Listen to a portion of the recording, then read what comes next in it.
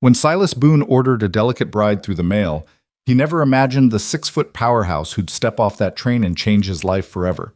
What happened when this lonely Montana cowboy faced a woman twice his size, and the moment she saved him from his own past will leave you speechless. Stay with me until the very end of this story, and drop a comment telling me what city you're watching from so I can see how far this tale has traveled across the world. The Montana Territory stretched endless and unforgiving in the summer of 1887, a land where men measured themselves against horizons that never seemed to end and skies that swallowed whole lives without mercy. In this wilderness of sage and silence, Silas Boone had carved out an existence that most would call lonely and he'd call necessary, a small ranch tucked against the foothills where the only voices he heard belonged to cattle, wind, and the ghosts that visited him in the dark hours before dawn. Silas wasn't a tall man. At 5'6" in his boots, he'd long ago accepted that the world looked down on him in more ways than one. His frame was wiry, built for endurance rather than impression, and his face, weathered by 32 years of Montana sun and sorrow, rarely showed what lived beneath. He spoke little because words had failed him once when they mattered most, and in the years since, silence had become his most faithful companion. But silence, he'd discovered, made poor company on winter nights when the wind howled like wounded animals, and memories came calling with their cold fingers and colder truths. It was desperation, not hope, that drove him to the matrimonial column in the Helena Weekly Herald that February. He'd sat at his rough-hewn table for 3 hours, lamp burning low, trying to compress a lifetime of loneliness into words that wouldn't scare away whoever might read them. The result had been painfully simple. Quiet rancher, 32, seeks kind, gentle woman who loves pie and wildflowers. Must not mind isolation. Write to Silas Boone, care of Great Falls Post Office, Montana Territory. The responses had been few. Most women, it seemed, had little interest in marrying a man who advertised his own insignificance so plainly. But one letter had stood out, written in a careful, elegant hand on paper that smelled faintly of lavender. Dear Mr. Boone, it had begun. Your advertisement spoke to something in my heart. I too know what it means to live quietly, to find beauty in simple things. A good pie crust, the way wildflowers push through hard ground. I believe kindness matters more than crowds, and gentle hearts survive best away from harsh judgment. If you're willing to take a chance on a woman who has known disappointment but not defeat, I would be honored to correspond further. Yours in hope, Nora Bell Hutchins. Over the next 4 months, letters had flown between them like birds carrying spring. Nora wrote of her love for baking, her talent for needlework, her quiet disposition. She described herself as a woman of simple tastes and simpler pleasures, who dreamed of a home where she might finally belong. She spoke of loneliness in terms that made Silas's chest ache with recognition.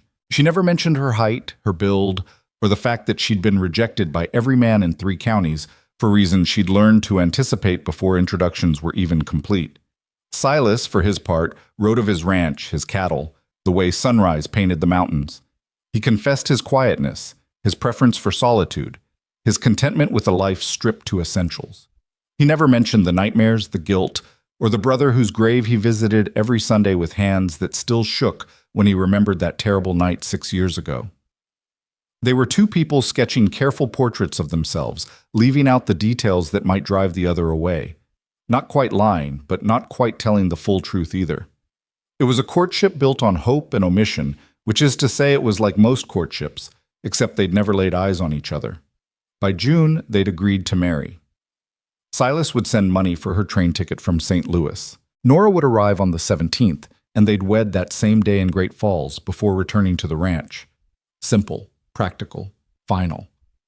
The morning of June 17th dawned clear and bright, the kind of day that mocked nervousness with its cheerful indifference.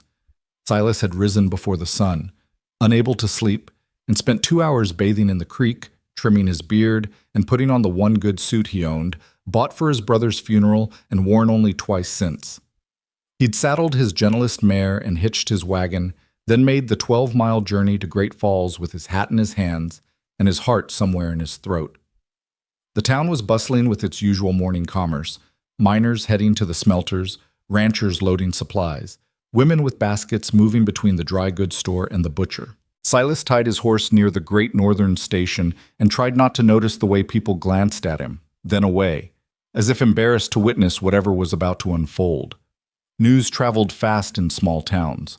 Word of the mail-order bride had spread through Great Falls like wildfire through dead grass. At the saloon, men had placed bets. At the church, women had clucked their tongues. The general consensus seemed to be that Silas Boone, poor, quiet, undersized Silas Boone, was about to make a spectacular fool of himself. He stood on the platform as the morning stretched toward noon, twisting his hat in his hands until the brim went soft. Around him, other people waited. A family bound for Helena, a merchant expecting freight, a cluster of young men hoping to catch sight of whatever unfortunate woman had agreed to marry the smallest rancher in Cascade County. The train's whistle cut through the valley like a knife through prayer. Silas's heart hammered against his ribs as the locomotive rounded the bend, black smoke streaming, metal wheels screeching against the rails in a sound like the world tearing open. The Great Northern's westbound passenger train was 10 minutes early, which felt like either providence or doom, and Silas couldn't decide which. Steam hissed, brakes caught. The train shuddered to a stop with a final metallic groan that Silas felt in his bones. Passengers began to disembark. A minister in black, 2 children chasing each other, a drummer with cases full of patent medicine.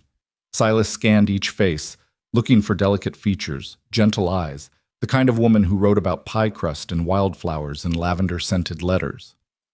Then she stepped down from the third car, and the world stopped. Nora Bell Hutchins was not small. She was not delicate. She was not any of the words she'd used to describe herself in 4 months of careful correspondence. She was enormous. 6 feet tall in her travel boots, she towered over every man on the platform. Her shoulders were broad as a farmhand's, her arms thick with the kind of muscle that came from hard labor, not needlework. She wore a simple gray traveling dress that had clearly been made by someone with more practical skill than fashion sense, cut to accommodate a frame that seemed built for different purposes than the dainty parlors of polite society. But it was her face that made Silas forget to breathe. She was beautiful, not in the soft flower petal way of the women in advertisements, but beautiful the way a mountain was beautiful, or a storm. High cheekbones, strong jaw, eyes the color of honey catching sunlight. Her hair, dark as creek stones, was pulled back severely beneath a plain bonnet, but a few strands had escaped during the journey and curled against her neck. When she smiled, and God help him, she was smiling, a smile that split her face like sunrise over the eastern plains, it transformed her from intimidating to incandescent. She spotted him immediately.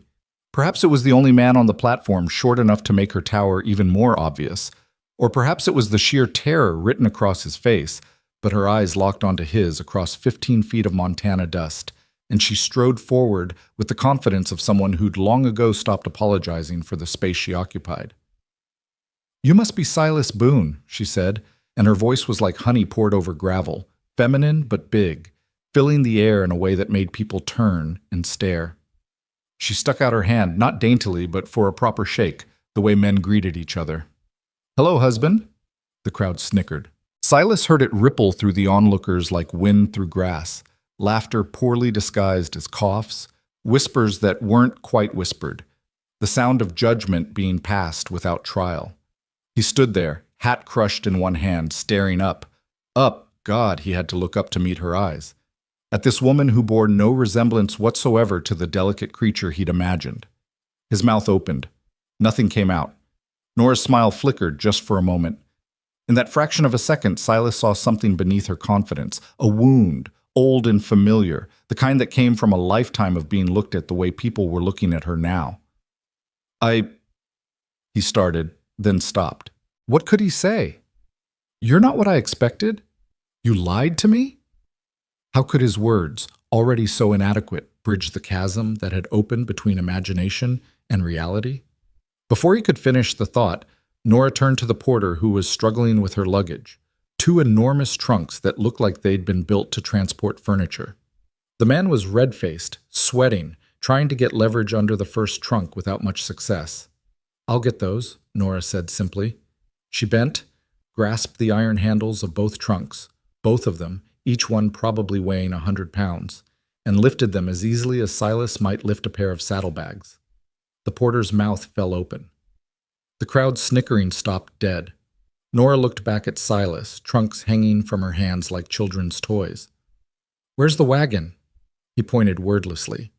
She nodded and started walking, her stride long and purposeful, boots raising small clouds of dust with each step. People parted before her the way they'd part before a freight wagon or a force of nature, not out of respect necessarily, but out of pure instinct for self-preservation. Silas stood frozen for 3 full seconds before his legs remembered how to move. He hurried after her, acutely aware of every eye following them, every whispered comment burning into his back. Behind him, he heard laughter building like thunder, not the good-natured kind, but the cruel sort that fed on other people's humiliation. At the wagon, Nora heaved both trunks into the bed with a single, smooth motion that would have taken 2 strong men considerable effort. Then she turned to face him again, and this time her smile was gone. In its place was something harder, more guarded. "I know what you're thinking," she said quietly. "I look nothing like what you imagined. I'm too big, too strong, too much everything. You want to call this off right now and send me back on the next train." Silas opened his mouth to protest, though whether to confirm or deny her assessment, he honestly didn't know. She held up one large hand. "Let me finish. I'm not what you ordered, that's true, but you're not what I ordered either." Her eyes traveled over him, taking in his small frame, his worn suit, the way he barely came up to her shoulder. There was no cruelty in her assessment, just honest appraisal. "We both did our best to make ourselves sound like something we're not, I suppose. Question is, what do we do now?" It was a fair question. They stood there in the June sunlight, 2 strangers bound by letters full of half-truths and a legal agreement that had seemed simple from a distance, but now loomed impossibly complex. Silas looked at her, really looked at her, and beneath his shock and fear and the weight of the town's judgment pressing down on his shoulders, he saw something that made him pause. She stood tall, yes, because there was no other way for her to stand. She was strong, undeniably. But in her eyes, behind the defensive hardness, he recognized the same thing he saw in his own mirror every morning, loneliness that had worn grooves into the soul. Hope that kept trying despite every reason not to, and a desperate wish to be seen as something other than a disappointment. "I don't know," he admitted finally, the first honest thing he'd said since she stepped off the train.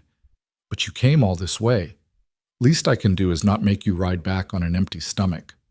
Something shifted in her face. Not quite relief, but the easing of some terrible tension. "That sounds like a start," she said. They climbed onto the wagon seat, Silas having to scramble up, while Nora stepped up in one smooth motion. He took up the reins, clucked to the horse, and they rolled out of Great Falls with half the town watching, and the other half already spreading the story of the smallest cowboy and his giant mail-order bride. The first hour passed in silence so thick it felt like a living thing sitting between them. The wagon wheels creaked, the horses' hooves clopped, meadowlarks called from fence posts. Silas kept his eyes on the road and tried not to think about the fact that the woman beside him took up more space on the wagon seat than he did, her solid presence making him feel even smaller than usual. Nora sat with her hands folded in her lap, watching the landscape roll past. Endless grassland punctuated by isolated stands of cottonwoods, mountains rising blue and distant in the west, sky so big it made the earth seem like an afterthought. After the crowded streets of St. Louis, this emptiness must have felt like exile. "It's beautiful," she said finally, breaking the silence. "Your letters didn't do it justice." "Hard to describe in words," Silas replied. "Sky's bigger here than anywhere else in the world." "I believe it." She was quiet for another moment, then, "In my letters I wasn't lying about everything. I do love to bake. I'm good at it too. And I do like wildflowers. Spent hours as a girl pressing them into books, learning all their names." "I wasn't lying either," Silas said. "Ranch is quiet. Life's simple. I do prefer solitude to crowds." "But not entirely alone." "No," he admitted. "Not entirely." She nodded as if this confirmed something. "I didn't lie about my disposition. I am gentle, mostly. Patient. I don't lose my temper easily, but I also didn't tell you—" She gestured at herself with one large hand. "Well, Obviously. Why not? The question hung between them. Nora was quiet for so long that Silas thought she might not answer. When she finally spoke, her voice was lower, rougher. Because every time I do, every time I'm honest about what I am, men run, or laugh, or She trailed off. I've been engaged 3 times, Mr. Boone. 3 times. And 3 times, once they saw me in person, once they understood that I wasn't exaggerating or being modest, they found reasons to call it off. The last one's mother told him no man wants to wake up next to a draft horse. He agreed with her. The words hit Silas like a physical blow. He thought about his own omissions, his own fears. I'm not exactly what I presented either, he said quietly. My letters made it sound like I chose this life, like solitude was a preference, not a... He struggled for the word. Penance? Nora supplied. Punishment, he corrected, for being too small, too weak, too... Scared? He jerked his head around to look at her, but there was no mockery in her face, only understanding. How did you... Because I've been scared every day of my life, Mr. Boone. Scared that I'm too much, that I take up too much space, need too much, am too much of everything good women aren't supposed to be.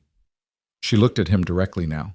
I thought maybe if I could get far enough away, to a place where nobody knew me, I could just be normal, or at least pretend to be. And now? Now I realize there's no running from what you are. Her smile was sad. I'll always be too big, you'll always be too small. Question is whether we're fool enough to think 2 wrongs might make something right. It was harsh, but honest. Silas appreciated the honesty. He'd had enough of lies, even the gentle ones people told themselves. My ranch is 12 miles out, he said. By the time we get there, we'll both know if this is a mistake. And if it is, then I'll take you back to town tomorrow and pay for your ticket home. I'm not a rich man, but I'm not a cruel one either. Nora nodded slowly. Fair enough? They rode on. The landscape changed gradually as they left the valley, grassland giving way to rolling hills dotted with pine, then to rougher country where sandstone formations rose like ancient sentinels. The afternoon sun beat down with the particular intensity of high summer in Montana, and Silas watched from the corner of his eye as Nora removed her bonnet, then loosened the collar of her dress, seemingly unconcerned with propriety. Sweat beaded on her forehead, darkened the fabric under her arms, but she didn't complain. You're used to hard work, he observed. Farm girl, she said. Born and raised in Missouri. My father had wheat fields and a small dairy. I was milking cows and hauling water by the time I was 8. She flexed one large hand. These aren't needlework hands, whatever my letters suggested. But you can sew? Well enough to keep myself clothed. Not well enough to make a living at it, or to impress anybody's mother-in-law. She said this last part with a bitter edge. Silas thought about his own hands, small, work-roughened, scarred from barbed wire and rope burns, and 100 small ranch injuries. My mother died when I was 12, he said. Never had a mother-in-law to impress. I'm sorry. Long time ago. He paused. My father died 3 years later, left the ranch to me and my brother. We worked it together until... He stopped. Until? The word hung there, heavy with an invitation to truth. Silas gripped the reins tighter. Until he died too, 6 years ago. Since then, it's just been me. Nora didn't push for details. Instead, she said, I'm sorry, that's a lot of alone. It is, he admitted. And suddenly, inexplicably, he wanted her to understand. That's why I wrote to the matrimonial column. Not because I wanted a wife exactly, because I was tired of talking to cattle and ghosts. Do the ghosts talk back? More than I'd like. She nodded as if this made perfect sense. My ghosts are different. They tell me I should be smaller, quieter, less. They sound like every man who ever looked at me and saw something wrong instead of something right. Maybe we're haunted by different things, Silas said, but haunted all the same. Maybe, Nora agreed. They crested a rise, and suddenly there it was, Silas's ranch spread out in the valley below. It wasn't much. A small cabin, a barn in need of repair, a corral, a few outbuildings. Cattle grazed on the hillside beyond, maybe 40 head, not enough to make a man rich, but sufficient to survive. A creek ran through the property, lined with willows that provided the only real shade for miles. Nora took it all in silently. Silas tried to see it through her eyes. The isolation, the rough simplicity, the utter lack of anything resembling civilization or comfort. No neighbors within 5 miles, no school, no church, no society, just wind and grass and mountains that watched indifferently as humans struggled against the land's relentless demands. "It's honest," Nora said finally. "Exactly what you described. A place for someone who wants to be left alone." "Or someone who needed to leave and never found a reason to come back," Silas replied. She glanced at him. "Are you talking about you or me?" "Maybe both." They drove down into the valley as the sun started its long slide toward the western peaks. By the time they reached the cabin, shadows stretched long and purple across the grass. Silas helped Nora down from the wagon, or rather, she climbed down herself before he could figure out how to help someone who didn't need it, and together they unloaded her trunks onto the porch. The cabin door stood open as he'd left it. Silas gestured toward it awkwardly. "It's not much. One room, mostly. I built a small addition last year, so there's a separate space for sleeping, but..." Nora ducked, literally ducked, through the doorway. At 6 feet tall, she was too large for the frame Silas had built to his own proportions. Inside, she looked around at the space that had seemed adequate for one small man and now appeared almost comically insufficient for her presence. There was a table with one chair, a narrow bed in the alcove, a cast-iron stove, shelves holding canned goods and a few books, a single window looking west toward the mountains. Everything was clean but spare, functional but colorless, the home of someone who'd stopped seeing it years ago. Nora turned in a slow circle, taking it all in. When she spoke, her voice was gentle. "It's not made for company." "Neither was I," Silas admitted. She smiled at that, and for the first time since stepping off the train, it reached her eyes. "Well, Mr. Boone, it seems we're both about to learn some new skills." That night they maintained a careful distance, moving around each other like planets in separate orbits. Nora insisted on cooking. "If I'm to live here, I might as well make myself useful." And produced from her trunk ingredients Silas hadn't seen in years. Real butter, dried fruit, spices that made the cabin smell like something other than loneliness and coffee. She made flapjacks, thick and golden, and scrambled eggs with what appeared to be actual herbs. When she tried to stand up straight while flipping a flapjack, she cracked her head on one of the low beams, a solid thunk that made Silas wince. But instead of cursing or crying, Nora laughed. A real laugh, deep and genuine, that started in her belly and rolled out like thunder across a valley. "Well," she said, rubbing her head, "I guess I know where all the obstacles are now." Silas found himself grinning despite everything. "Might want to catalog them. There's a few more." They ate at the small table, Nora standing, there was only one chair, and Silas sitting. The flapjacks were the best thing he'd tasted in 6 years. When he said so, Nora flushed with obvious pleasure. "Food tastes better when it's for someone," she said quietly. After dinner, they negotiated sleeping arrangements with excruciating awkwardness. Nora insisted she could sleep in the barn. "I've slept in worse." But Silas's mother hadn't raised him to put women in barns, mail order or otherwise. Finally, they agreed that she'd take the bed and he'd sleep on bedrolls by the stove. It was temporary, they assured each other, until they figured things out. As darkness fell and they lay on opposite sides of the small cabin, Nora spoke into the shadows. "Mr. Boone?" "Silas," he said. "If we're going to try this, you should call me Silas." "All right, Silas. Do you think we made a mistake?"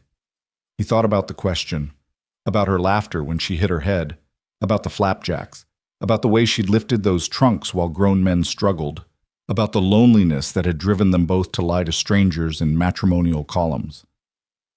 "I think," he said slowly, "we made the same mistake everyone makes. We thought we could become something we're not. But maybe the real mistake would be giving up before we figure out what we actually are. And what are we, do you think?" "Two people who don't fit," Silas said, trying to figure out if there's a place where not fitting might be exactly right. Nora was quiet for so long he thought she'd fallen asleep. Then, so softly, he almost missed it. "I'd like to try to find that place." "Me too," Silas whispered into the darkness. Outside, the Montana night settled in with its symphony of distant coyotes and wind through grass. Inside the cabin, two people who'd never expected to find each other lay awake, separated by 12 feet of rough pine floor and a lifetime of disappointments, wondering if maybe, just maybe, they'd been wrong about what they needed all along. Morning came with the particular golden clarity that only exists in the high country, light spilling through the single window like liquid hope. Silas woke to the sound of someone moving around the cabin. Nora, already up, trying to be quiet, and failing because she was simply too large for quiet movements in a space designed for someone half her size.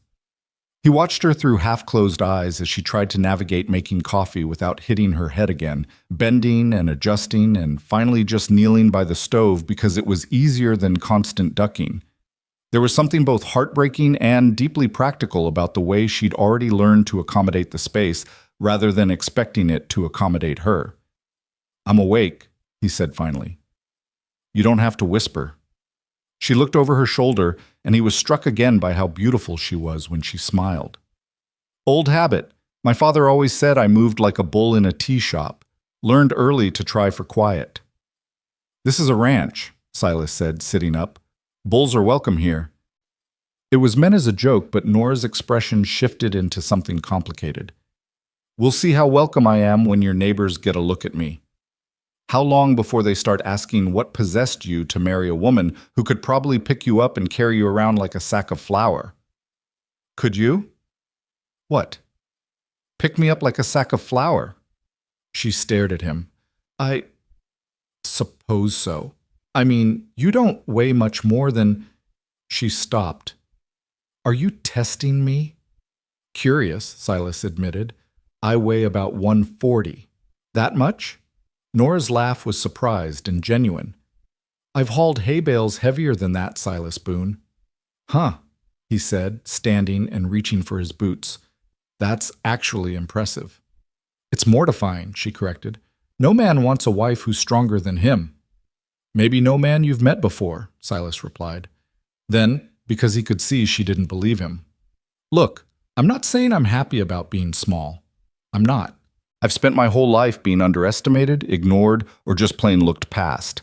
But I learned a long time ago that strength comes in different shapes. You're strong with your back and arms.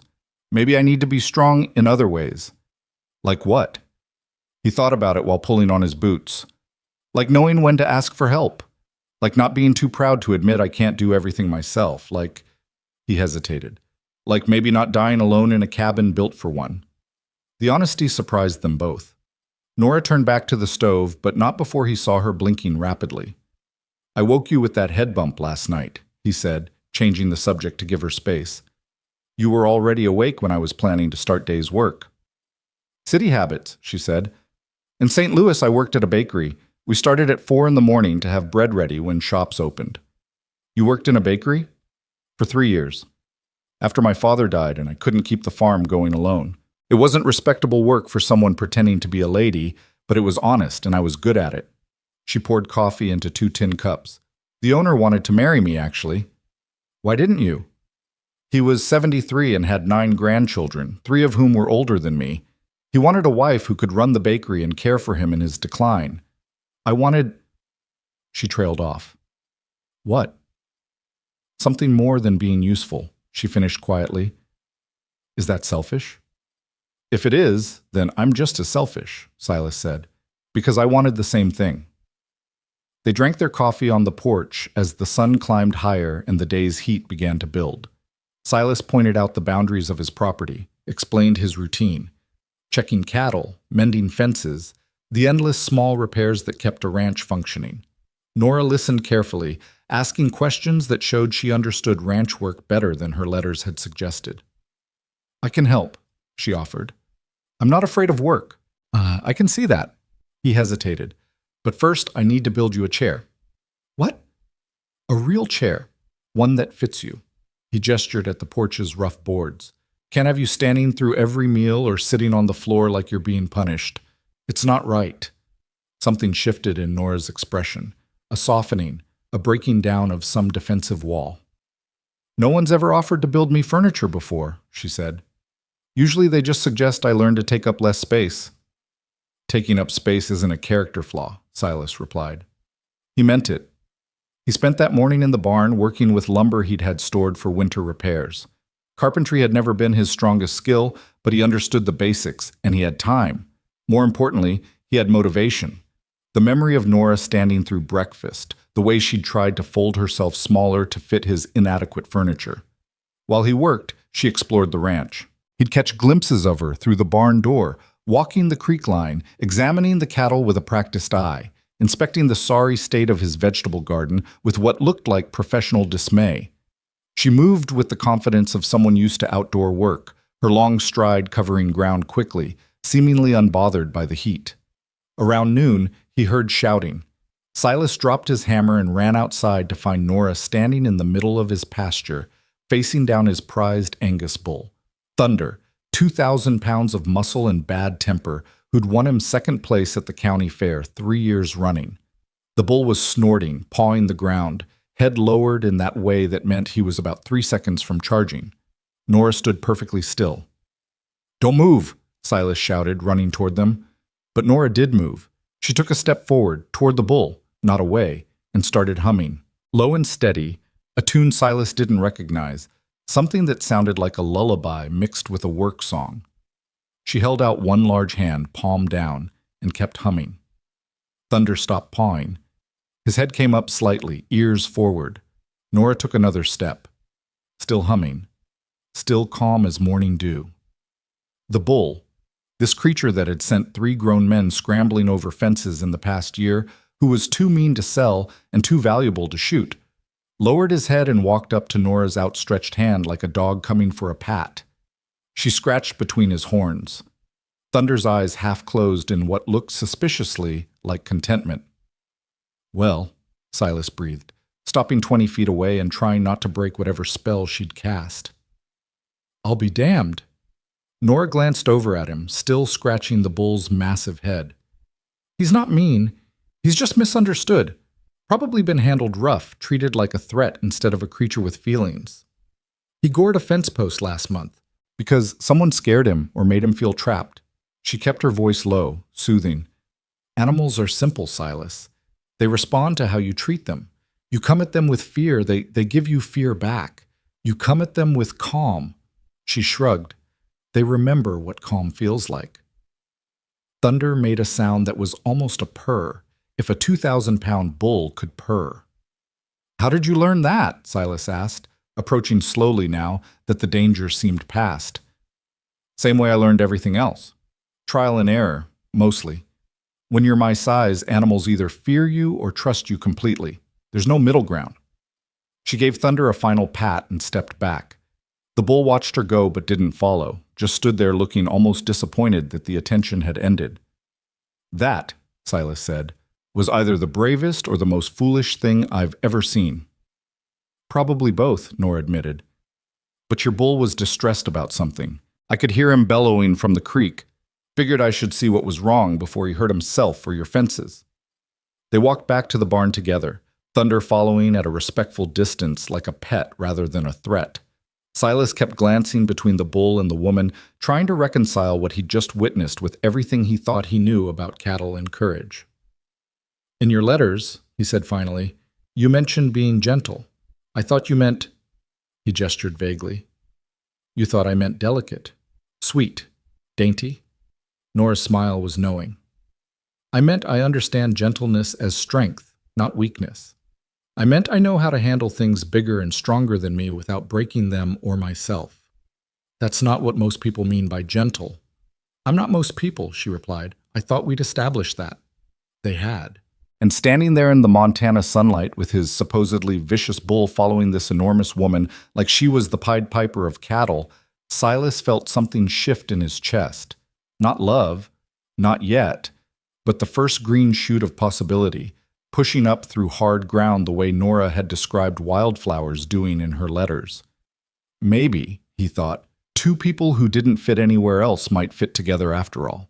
Not because they were perfect, but because they'd both learned that survival sometimes meant becoming something entirely different than what the world expected, and strong enough to live with the consequences. That evening, when the sun had mellowed into long amber light that painted everything golden, Silas carried the chair he'd built out to the porch. It wasn't fancy, rough pine planed smooth, joints reinforced with extra dowels, seat wide enough for Nora's frame and back tall enough to support her properly. He'd carved nothing decorative into it, added no embellishments. It was simply a chair built for the person who would sit in it, honest in its purpose. Nora came around from the garden where she'd spent the afternoon pulling weeds and replanting vegetables with the kind of systematic efficiency that suggested she'd done it 1,000 times before. She stopped when she saw what he'd set on the porch, her hands still dirty from the soil, her face showing the kind of surprise that comes when someone expects nothing and receives something. "You built it," she said softly. "Said I would." Silas gestured toward it. "Go on. Make sure it holds." She approached the chair the way someone might approach something holy or breakable, with a carefulness that made Silas's throat tight. When she lowered herself onto it, slowly, as if expecting it to collapse or protest, and it held without creaking, without complaint, without making her feel like she needed to apologize for existing, something in her face crumpled. "It fits," she whispered. "It actually fits." "Of course it fits. Built it for you, didn't I?" But Nora was shaking her head, and when she looked up at him, her eyes were bright with tears she was trying hard not to shed. "You don't understand. I've never had a chair that fits, not since I was 12 years old. Every chair I've sat in since then has been too small, or too weak, or I've had to perch on the edge trying not to break it. I've spent half my life standing or sitting on the floor because it was easier than watching furniture fail under me." Silas hadn't thought about that.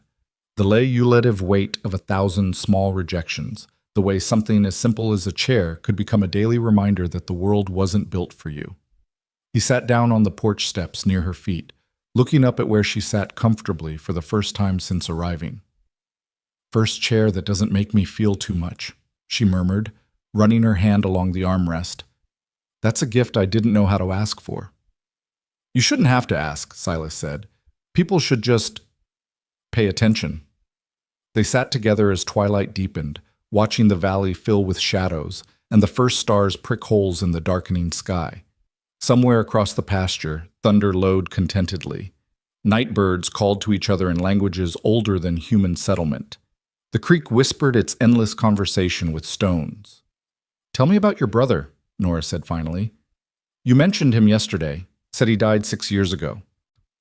Silas felt his whole body tense. It was the question he'd been dreading and expecting in equal measure, the wound he'd spent 6 years trying not to probe.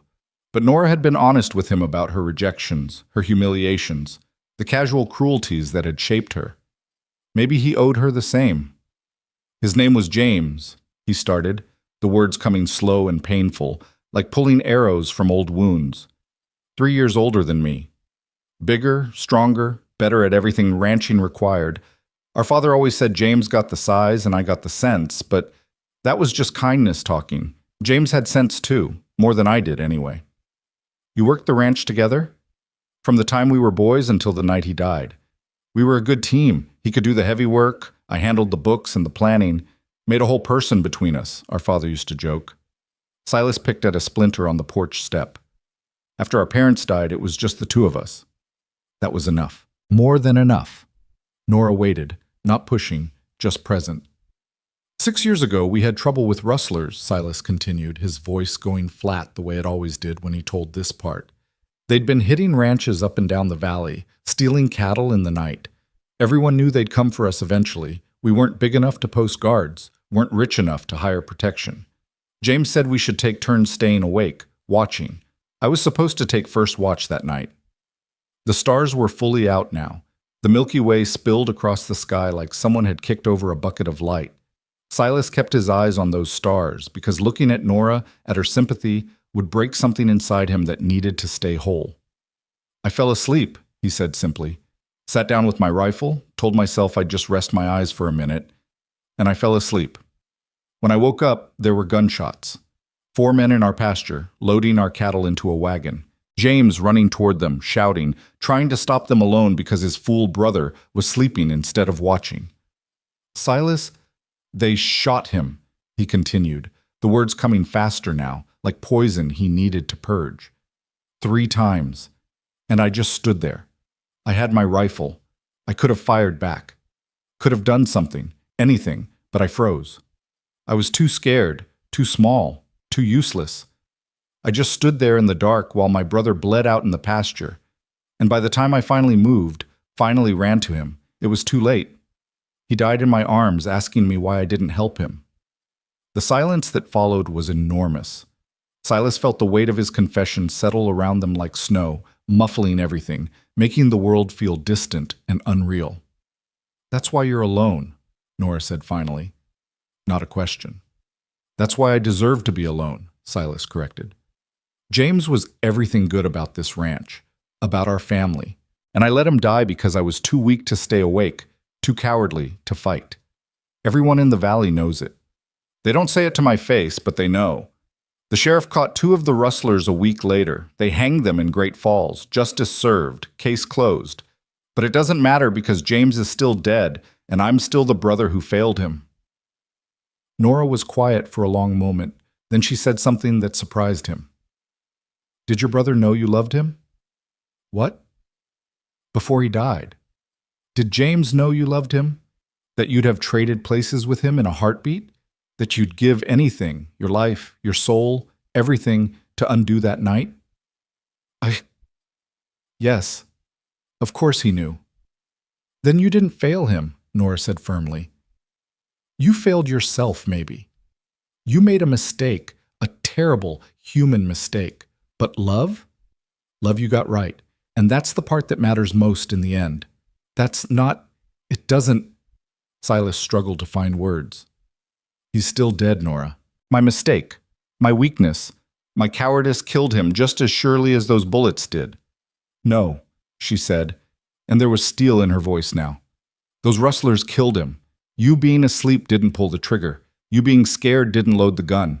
You made a mistake, yes, but you're not the villain of this story, Silas. You're just the one left behind to carry guilt that isn't yours to carry."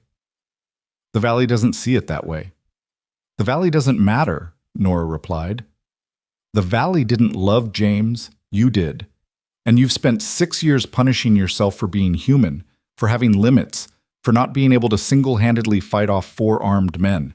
That's not justice, that's just cruelty." Silas felt something crack inside his chest, some barrier he'd built between himself and grief, between guilt and grace. "I should have saved him," he whispered. "I should have been stronger."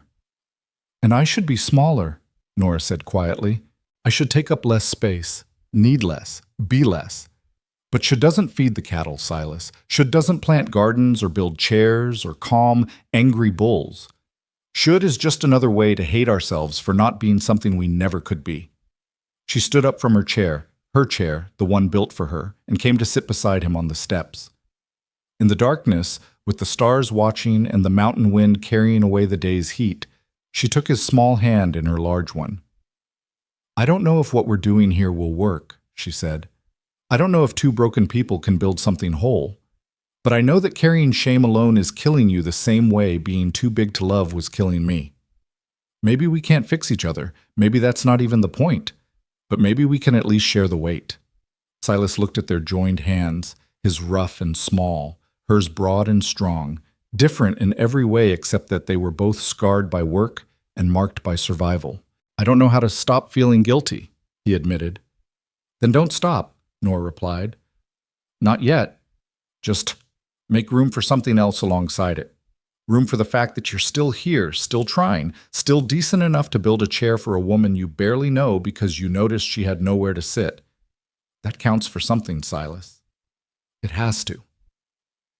They sat like that until the moon rose, 2 people trading truths in the darkness, testing whether honesty could be a foundation for something more solid than the lies they'd told in letters. When they finally went inside, neither of them mentioned that they'd held hands, or that some boundary between strangers and something else had been crossed, or that the cabin felt somehow less empty than it had the night before. The next morning dawned with trouble. Silas woke to pounding on his door and angry voices. He stumbled out of his bedroll, still half asleep, to find 3 of his neighbors standing on his porch, with the particular expressions men wear when they've come to deliver bad news and enjoy it. Boone, said Tom Hutchins, no relation to Nora despite the shared name, a rancher who owned the spread 2 miles north. He was a thick man with a thick mustache and the kind of confidence that came from being right-sized for the world. Your bull's out, tore through my fence last night and scattered my herd halfway to Sunday. That's impossible, Silas said, trying to shake off sleep. Thunder's secure in the pasture. I checked before it— Don't care what you checked, Tom interrupted. I'm telling you your damn bull is on my property causing havoc, and you're coming to get him before I shoot him and bill you for the meat. Silas was pulling on his boots when Nora emerged from the sleeping alcove, her hair loose and her dress hastily buttoned. The 3 men stopped talking immediately, staring at her with expressions ranging from shock to poorly disguised amusement. Lord Almighty, breathed Pete Morrison, the youngest of the 3. The stories weren't exaggerating. Shut your mouth, Pete, Tom said, but his eyes were on Nora too, assessing, judging. Mrs. Boone, I presume? Miss Hutchins, Nora corrected coolly. We haven't formalized the marriage yet. And you are? Tom Hutchins, your neighbor to the north. These are Pete Morrison and Frank Chen. We've come about Boone's bull. I heard, Nora said. I'll come with you. That's not— Tom started. I said I'll come with you, Nora repeated, and there was something in her voice that ended the discussion. Give me 2 minutes to make myself presentable. She disappeared back into the alcove. The 3 men looked at Silas with expressions he'd learned to read years ago, pity mixed with mockery, the particular look men give other men who've failed at something basic like choosing an appropriate wife. You actually went through with it, Pete said, trying for a joking tone and missing. Married the giantess. We're not married yet, Silas said tightly, finishing with his boots. Smart man, Frank said. He was the oldest of the 3. A Chinese immigrant who'd worked his way up from railroad labor to ranch ownership through sheer determination. Normally, Silas respected him, but right now Frank was looking at him with something close to pity. Still time to reconsider before you're legally bound to— that. Silas felt anger kindle in his chest, hot and defensive. That is a woman with a name and more courage than any of you showed when you didn't bother helping track down the men who killed my brother. The silence that followed was sharp enough to cut. Tom's face reddened. Pete looked away. Frank, at least, had the decency to look ashamed. That was uncalled for, Tom said finally. Was it? Silas replied. You've been neighborly enough when it suited you, Tom. But now you're standing on my porch making jokes about my business when you should be worried about your own cattle. Nora reappeared, properly dressed now, her hair pulled back severely.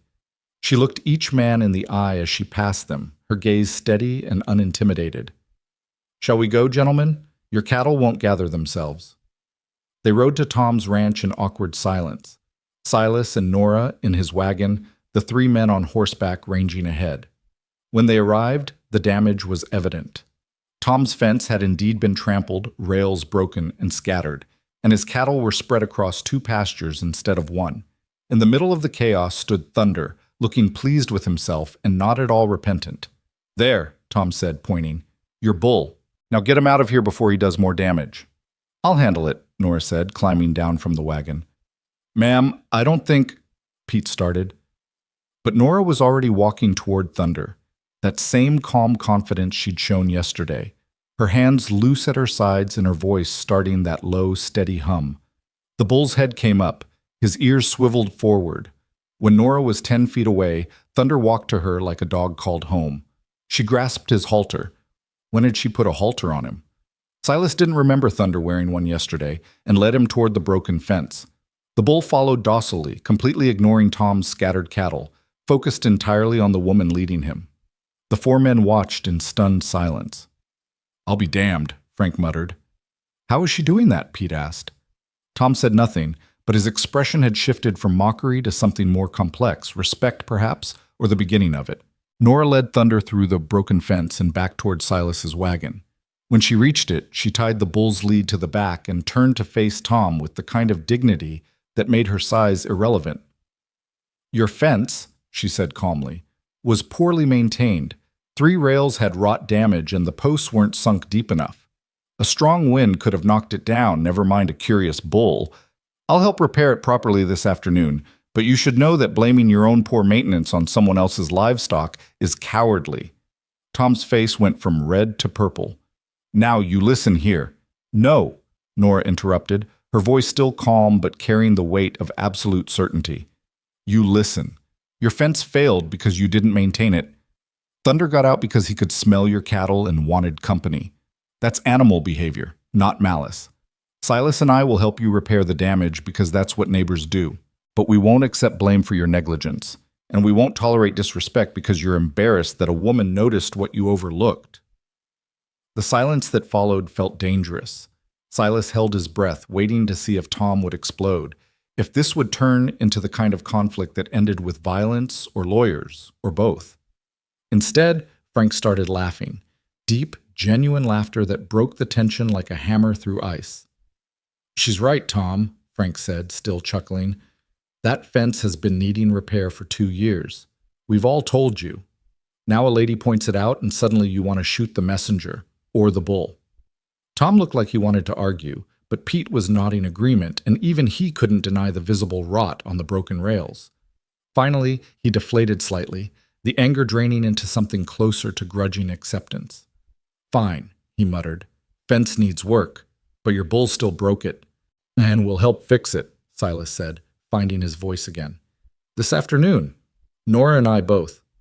I don't need a woman's help, Tom started. Then you don't need anyone's help, Nora said simply.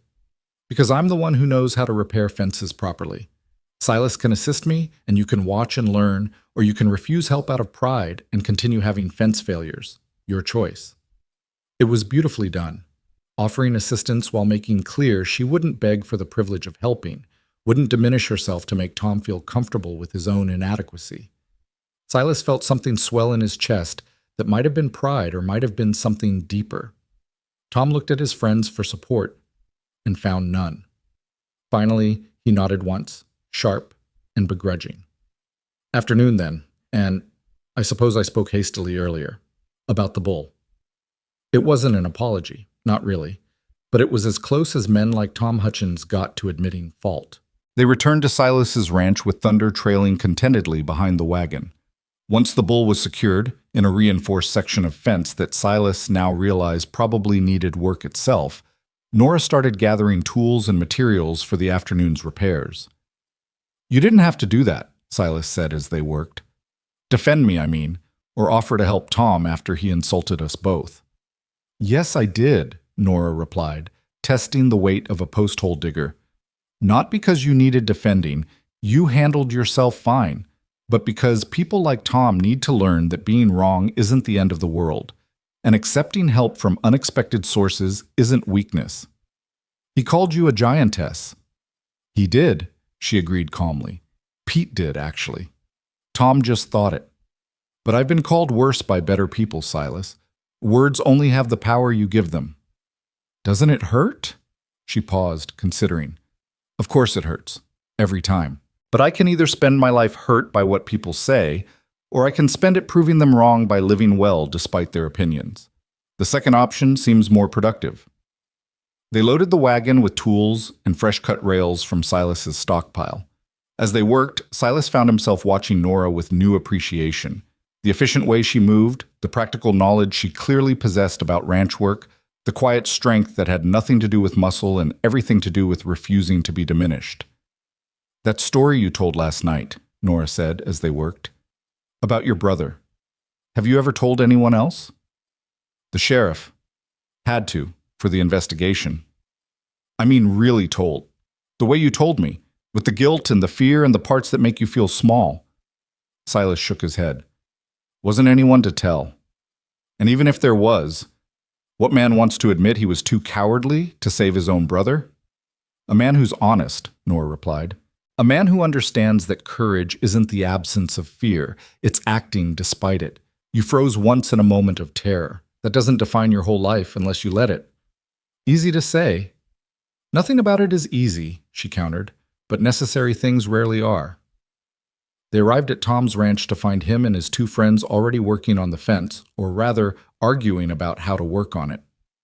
When Nora approached and began giving clear, specific instructions, this post needed replacing entirely, that rail could be salvaged if they reinforced it here, the whole line needed to be realigned to account for the slope. The men gradually stopped arguing and started listening. Silas watched something remarkable happen over the next 3 hours. Nora didn't just fix Tom's fence, she taught him why it had failed and how to prevent future failures.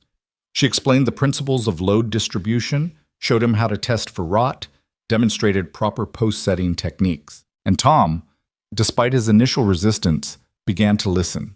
Not because she demanded his attention, but because her competence was undeniable. By late afternoon, when the fence stood straight and strong with new rails gleaming pale against weathered wood, even Tom had to admit it was better than what had been there before. "You learned this from your father?" he asked Nora as they packed up tools. "Learned it from necessity," she replied. "When you're a woman alone trying to keep a farm running after your father dies, you learn quick or you starve. I learned." Tom nodded slowly, something shifting in how he looked at her. Not admiration yet, but at least respect. "Well, thanks for the help, both of you." It was small, but it was something. Riding home in the twilight, with Thunder secured properly in his pasture and Tom's fence standing strong behind them, Silas felt lighter than he had in days. Maybe years. "You were magnificent today," he said quietly. Nora glanced at him, surprised. "I fixed a fence, Silas. Nothing magnificent about it." "You fixed more than a fence," he replied. "You fixed the way Tom looked at both of us, at me, for bringing you here, at you, for being who you are. That's not nothing." She was quiet for a moment, then, "Do you regret it? Bringing me here?" "No," Silas said, and realized he meant it completely. "I regret lying in my letters about what I wanted. I regret making you feel like you had to lie too, but I don't regret that you came. Not anymore." "Anymore?" "I was terrified when you stepped off that train," he admitted. "Terrified of what people would think, what it meant about me that I couldn't attract someone more conventional. But these past 2 days, watching you with Thunder, with Tom, with everything this place throws at you, I'm starting to think maybe I got exactly what I needed, even if it wasn't what I thought I wanted." Nora's smile was small but genuine. "That might be the nicest thing anyone's ever said to me." "Then people haven't been paying attention."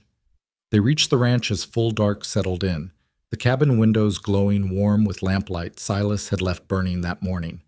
For the first time since James died, coming home didn't feel like returning to a mausoleum of grief. It felt like coming home to something living, something that might grow into more than just survival. That night, after a simple dinner and quiet conversation about fence repair and bull behavior, they sat together on the porch, Nora in her chair, Silas on the steps, and watched the stars wheel overhead. "Tell me something true," Nora said suddenly. "Something you've never told anyone." Silas thought about it. "I'm afraid," he said finally. "Every day. Afraid I'll fail again like I failed James. Afraid I'm not strong enough or big enough or brave enough for this life.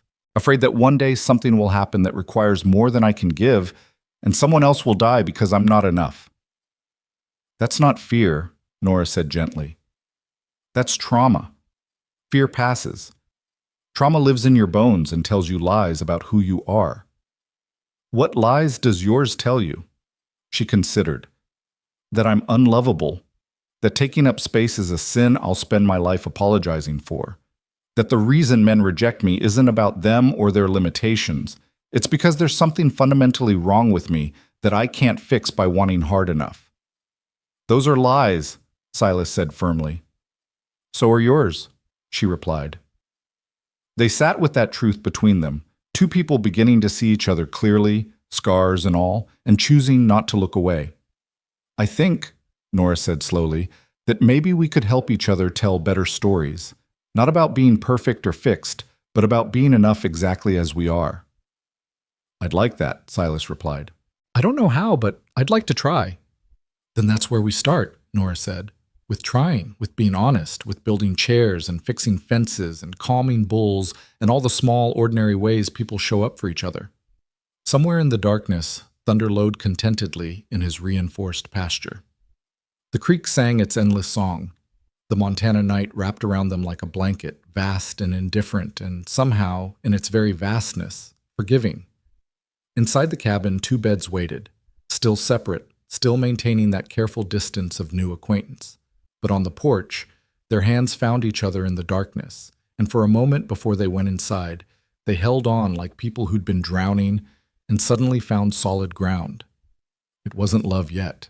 But it was the foundation love might grow from if they could learn to be honest and gentle with each other's wounds, if they could make space for healing alongside their fear, if they could accept that two imperfect people might build something stronger than either could manage alone. That night, lying in their separate spaces, neither of them slept right away. Instead, they listened to each other breathe across the small cabin, finding comfort in the sound of not being alone, of having witnessed and been witnessed, of taking the first real steps toward becoming something neither had planned but both desperately needed, partners in survival, companions in honesty, and maybe eventually something more.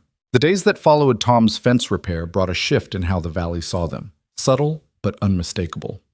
Word traveled fast in ranching country, and the story of how Nora Bell Hutchins had diagnosed fence failure led a 2,000-pound bull like a house pet and taught Tom Hutchins carpentry in his own pasture, spread through the territory like smoke on wind. People still stared when they came to town, but now the stares carried something closer to curiosity than mockery. Silas noticed it first at the feed store, where old Marcus Webb actually tipped his hat to Nora instead of pretending she didn't exist. Then at the post office, where the clerk asked her opinion on dealing with a stubborn mule. Small things, perhaps, but in a community that measured worth by usefulness and respected competence above convention, these small acknowledgments meant everything. But acceptance from strangers was easier than the deeper work happening between them. They were still learning each other's rhythms, still navigating the strange intimacy of shared space and separate histories. Silas would wake before dawn to find Nora already up, kneading bread dough with the methodical patience of someone who found comfort in routine. She'd catch him staring at James's photograph on the shelf, his face gone distant and haunted, and she'd wait until he returned to the present before speaking. They were dancing around something neither knew how to name, this careful courtship of two wounded people testing whether trust could be built on honesty instead of pretty lies. 3 weeks after her arrival, on a morning that dawned clear and hot with summer's full weight, Silas came in from checking the cattle to find Nora sitting at the table with his ledger book open before her, her face troubled. "I hope you don't mind," she said, gesturing to the accounts. "I was looking for paper to make a shopping list, and I found these. Silas, these numbers don't make sense." He felt defensive heat rise in his chest. "I manage fine." "I'm not saying you don't," she replied carefully, "but according to this, you sold 40 head last fall and bought supplies for 60. Your winter feed costs are higher than your income, and you've got 3 months of missed payments to the bank for—" She ran her finger down the column. "For what exactly? There's no notation." Silas sat down heavily across from her, suddenly exhausted. This was the conversation he'd been dreading, the truth he'd been avoiding by keeping busy with fence repairs and daily chores. "It's the loan I took to hire the Pinkertons," he said finally. "Pinkertons?" "Private investigators. After James died, I hired them to track down the other 2 rustlers. The sheriff caught 2, but there were 4 that night. I needed to find them." His hands clenched on the table. "Needed them to pay for what they did." Nora's expression shifted to understanding. "Did they find them?" "Found one. Dead already. Killed in a bar fight in Wyoming. The other disappeared into Canada, or Mexico, or hell for all I know." Silas laughed bitterly. "Spent $500 to learn that revenge doesn't bring anyone back, and justice is mostly just expensive. And now you can't make the payments." "Been scraping by. Selling cattle I shouldn't sell. Eating less, letting repairs wait." He met her eyes. "That's part of why I wrote to the matrimonial column. Thought maybe if I had help, a partner, I could dig out from under this debt before the bank forecloses." The silence that followed felt heavy with judgment he was certain was coming. He'd essentially admitted to marrying her, or trying to marry her, for financial survival as much as companionship.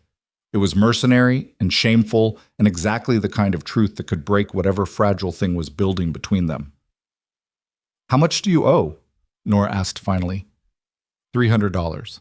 Might as well be 3,000 for all the chance I have of paying it. She nodded slowly, stood up, and walked to her trunk in the corner. From beneath her carefully folded dresses, she pulled out a small leather pouch, heavy with the unmistakable weight of coins. She set it on the table between them. "There's $340 in there," she said.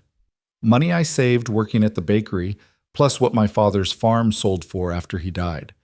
I brought it because I knew starting a new life would require resources, and I didn't want to come to a husband as a burden." Silas stared at the pouch like it was a snake. "I can't take your money." "I'm not giving it to you," Nora replied. "I'm investing it in our survival. This ranch, if we're staying here together, it's as much mine now as yours. And ranches can't survive under crushing debt any more than people can. Nora, that's everything you have. Your security. What if this doesn't work between us? What if the sun doesn't rise tomorrow?" she interrupted. "What if thunder learns to fly? What if asking what if is just another way to stay stuck in fear?" She pushed the pouch toward him. "I choose to believe we're building something here. That means investing in our foundation, not hoarding security against the possibility of failure. That's not practical. Neither is slowly losing your ranch while sitting on money that could save it." Her voice was firm but not unkind. "Silas, I spent 3 years saving this money 1 penny at a time, getting up at 4 in the morning to make bread for people who looked past me like I was furniture. You think I did that so I could watch it sit in a trunk while you lose everything out of pride?" He wanted to argue, but the logic was undeniable. More than that, the gesture itself, her willingness to commit her entire savings to their shared survival, touched something deep in him that had nothing to do with money and everything to do with trust. "We'd be partners then," he said slowly. "True partners. Legally, I'd have to put your name on the deed. Is that a problem?" "No." He reached across and took her hand, large and work-worn, and somehow exactly right in his. "No, it's not a problem. It's probably the smartest thing I could do if you're willing." "I'm willing," Nora said, "on one condition." "Name it." "We go to town tomorrow and get properly married. Not because we have to, but because if I'm investing everything I have in this ranch, I want the legal protection that comes with being your wife. No more separate beds, no more pretending we're just testing things out. We commit, fully, and figure the rest out as we go." Silas felt his heart hammering. This was it, the moment when possibility became promise, when the careful dance ended and the real work began. He could say no, could insist they needed more time, more certainty, more proof that two broken people could build something whole. Or he could take the leap that Nora was offering, trust that maybe love didn't require perfection, only willingness. "Tomorrow," he agreed. "We'll go to town and get married, then we'll pay off the bank and start fresh. Partners in everything." Nora's smile was like sunrise after a long night. "Partners in everything," she echoed. They married the next afternoon in the Great Falls courthouse, with a justice of the peace who'd seen stranger matches and Marcus Webb from the feed store standing as their witness because he happened to be there filing a claim. It wasn't romantic or ceremonial. Nora wore her best gray dress, Silas wore his funeral suit, and the whole proceeding took less than 10 minutes. But when the justice said, "You may kiss your bride," and Silas had to stand on his toes while Nora bent down to meet him, when their lips touched for the first time and he tasted possibility, something fundamental shifted in both of them. This was real now, legal and binding, and absolutely terrifying in the best possible way. Afterward, they walked to the bank together, Nora's money pouch in Silas's pocket feeling heavier than gold. The bank manager, a thin man named Hutchinson who'd been growing increasingly insistent about missed payments, looked surprised to see them together. "Mr. Boone," he said, his tone carefully neutral, "and this must be the Mrs. Boone everyone's been talking about." "It is," Silas replied. "We've come to settle my account."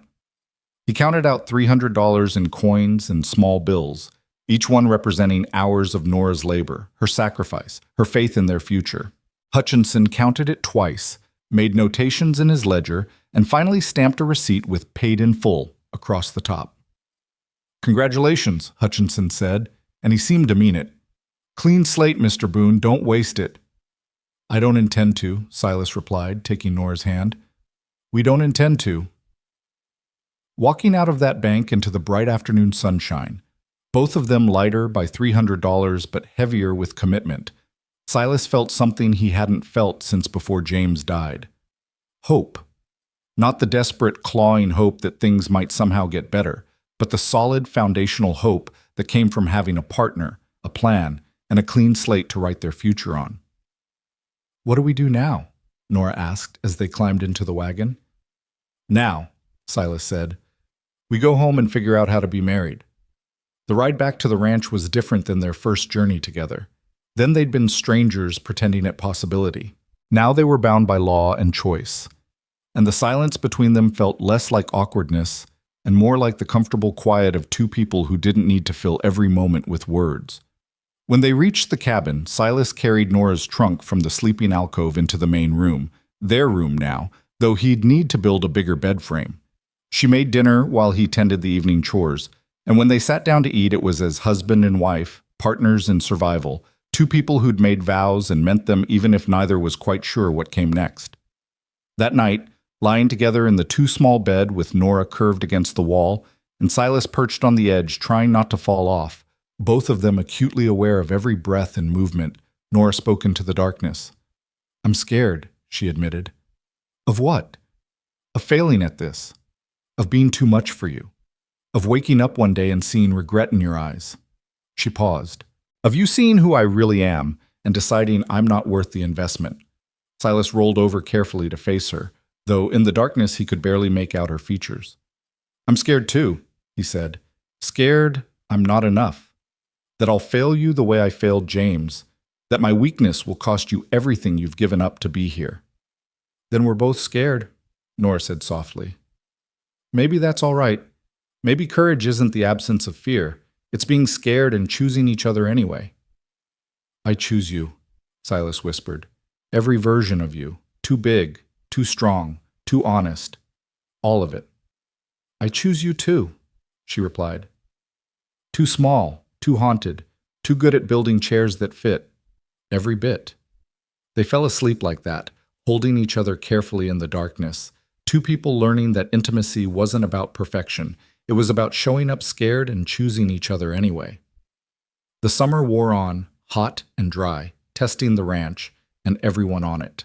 They fell into rhythms, Nora handling the garden and the heavier work that Silas's frame made difficult, Silas managing the accounts, and the detailed planning that ranch survival required. They learned each other's wounds and triggers, learned when to push and when to give space, learned the 1,000 small compromises that turned two individuals into a partnership. But they also learned joy. Nora taught Silas to dance one evening after supper, humming the tunes she remembered from church socials while they spun around the small cabin, laughing when he stepped on her feet, and she nearly put him through the wall trying to catch him. Silas taught her to read the weather in the way clouds formed over the mountains to predict rain or wind or the clear, dangerous heat that made fire season deadly. They worked on expanding the cabin together, Nora's strength and Silas's planning combining to add a proper bedroom, a larger kitchen, a porch wide enough for 2 chairs. Neighbors who came by to help with the barn raising or fence repair no longer made jokes about their size difference. Or if they did, they made them where Nora couldn't hear, out of respect for her competence, if not her feelings. By August, the ranch was thriving in ways it hadn't since James's death. The cattle were healthy, the fences secure, the garden producing more vegetables than 2 people could eat. They sold the surplus in town, and Nora's preserves gained a reputation that had the general store asking if she could supply them regularly. Life wasn't perfect.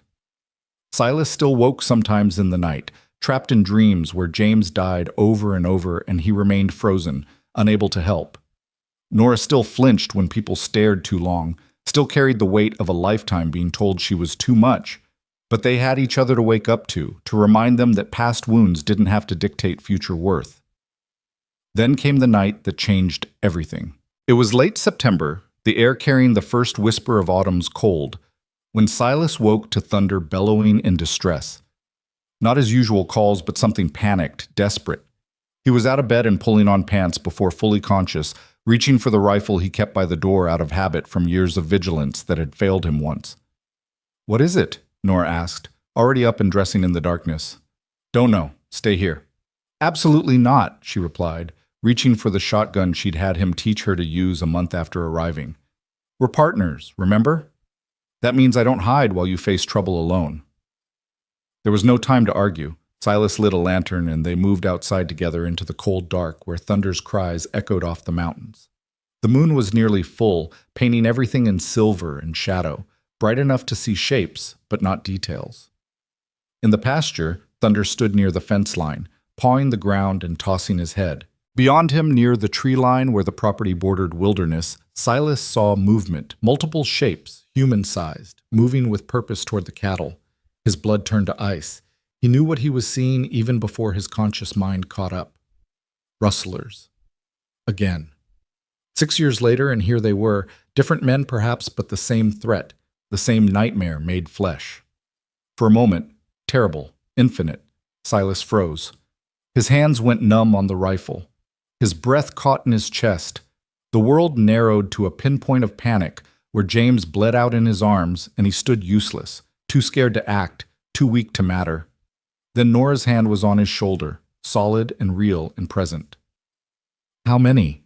she asked, her voice calm and steady as mountain stone. The question broke through his paralysis. "4," he managed. "Maybe 5. "Can you shoot?" It was a fair question. Could he? Could the man who'd frozen once, failed catastrophically, trust himself to act when it mattered? Every instinct screamed that he'd fail again, that fear would lock his muscles and cloud his judgment, and someone would die because Silas Boone was too small, too weak, too broken to be relied upon. But Nora was here, his wife, his partner, and she was trusting him to be more than his worst moment. "Yes," he said, and meant it. "I can shoot." "Then we do this together," Nora replied. She raised her voice, projecting across the pasture with the kind of command that made men twice her size pay attention. "You men by the tree line, you're trespassing on private property. Leave now or face consequences." The shapes stopped moving. A moment of silence, then laughter, rough and male and full of the kind of cruelty that comes from men who've learned the world rewards violence. "That's a woman," one of them called back. "They got a woman guarding their cattle." "And a man," Silas shouted, stepping forward so they could see him clearly in the moonlight. "With a rifle and legal right to protect my property. Last warning, leave now." More laughter. "That little man? Hell, boys, this'll be easier than we thought." They started moving again, spreading out in a pattern Silas recognized, flanking maneuvers, trying to get on multiple sides so they couldn't be watched at once. Professional rustlers then, or at least experienced ones. They'd done this before, succeeded before, and they weren't about to be scared off by a small rancher and his oversized wife.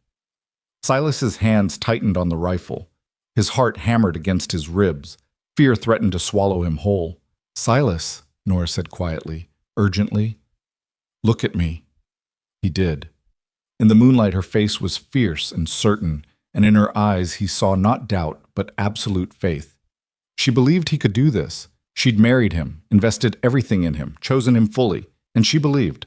"You're not alone this time," she said. "Whatever happens, we face it together. You and me, partners." Something in her words reached past the fear, past the trauma, past 6 years of guilt and self-loathing. She was right. He wasn't alone. And maybe that made all the difference. "Together," he agreed. The rustlers were closer now, close enough that Silas could see they were armed, could make out the hard edges of their faces. 5 of them, like he'd counted. Too many for 2 people, too dangerous to face without help that was miles away. But Nora had already thought of that. She raised the shotgun and fired, not at the men, but straight up, the blast echoing across the valley like thunder, loud enough to wake every ranch within 5 miles. Then she fired again and again, methodically spacing her shots to signal distress in the pattern every rancher knew. "You crazy bitch," one of the rustlers shouted. "You just brought every armed man in the county down on us." "That's the idea," Nora called back. Then to Silas, "How long until Tom arrives?"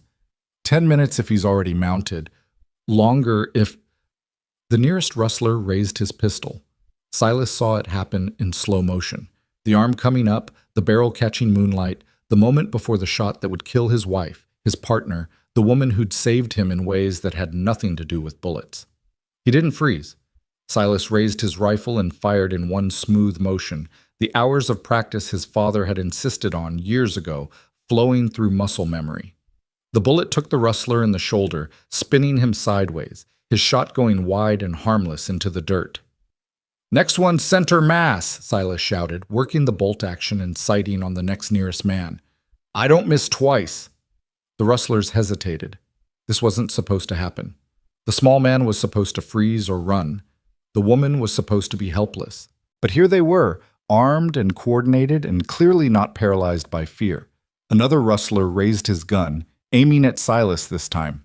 But Nora was faster. She'd reloaded the shotgun and fired, the blast close enough to the man that he dove for cover behind a tree, shouting curses. "We can keep this up all night," Nora called out. "Can you? Because those shots are going to bring half the valley here, and then you'll have to explain why you're on our property with guns drawn." In the distance, Silas heard what he'd been praying for. Horses, multiple riders, coming fast. Tom in his hands, probably, maybe Frank too. Help was coming. The rustlers heard it too. They looked at each other, rapid calculations happening. 2 people with guns was manageable. 2 people plus a dozen angry ranchers was suicide. "This ain't over," one of them shouted. "We'll be back." "We'll be ready," Silas replied, his voice steadier than he felt. They retreated into the tree line, taking their wounded man with them, disappearing into the darkness like smoke. Within minutes, Tom and Frank arrived with 6 riders between them, all armed, all ready for a fight that was already over. "What happened?" Tom demanded, swinging down from his horse. Silas started to answer, but his voice wouldn't work. The adrenaline was draining now, leaving him shaky and sick. He'd shot a man. He'd actually pulled the trigger, hit his target, protected his home. After 6 years of believing himself a coward, he'd acted. "Rustlers," Nora said calmly, filling the silence. 5 of them. They tried to take our cattle. We convinced them to leave." "You too?" Tom looked between them incredulously. "Alone?" "We weren't alone," Nora corrected. "We had each other, and Silas shot one before I'd even finished signaling for help. They left after that." Tom turned to Silas with an expression that might have been respect. "You hit him?" "Shoulder," Silas managed. "Saw the blood." "Damn," Tom said. Then surprisingly, "Good shooting, Boone. That took nerve." It was the first time since James's death that anyone had acknowledged Silas as something other than the coward who froze. The words hit him harder than he expected, and suddenly he couldn't hold it together anymore. His hands started shaking violently, the rifle nearly slipping from nerveless fingers. Nora took it from him gently. "He needs to sit down," she told Tom. "The danger's past, but the cost is just hitting him now." They got Silas to the porch, got him sitting with his head between his knees while Tom and Frank's men swept the property and confirmed the rustlers were gone. Nora sat beside him, her hand on his back, steady and present while he shook apart and tried to piece himself back together. "I did it," he whispered finally. "I didn't freeze. I acted. I shot him." "You protected us," Nora corrected gently. "You faced your worst fear and you didn't let it control you." "I was so scared. I'm still scared." "Of course you are. Fear isn't the enemy, Silas. Letting it stop you is. And you didn't let it stop you." She tilted his chin up so he had to look at her. "You stood with me. You fought for what's ours. That's courage. That's strength." Tom came back as Silas was pulling himself together. "We'll post watches tonight," he announced. "Take turns. They might be stupid enough to come back." "That's not necessary," Silas started, but Tom cut him off. "Neighbors help neighbors," he said firmly. "That's how we survive out here. You'd do the same for us." He looked at Nora. "Both of you would. Hell, you already have." They organized a watch rotation, 3 men staying through the night, taking shifts.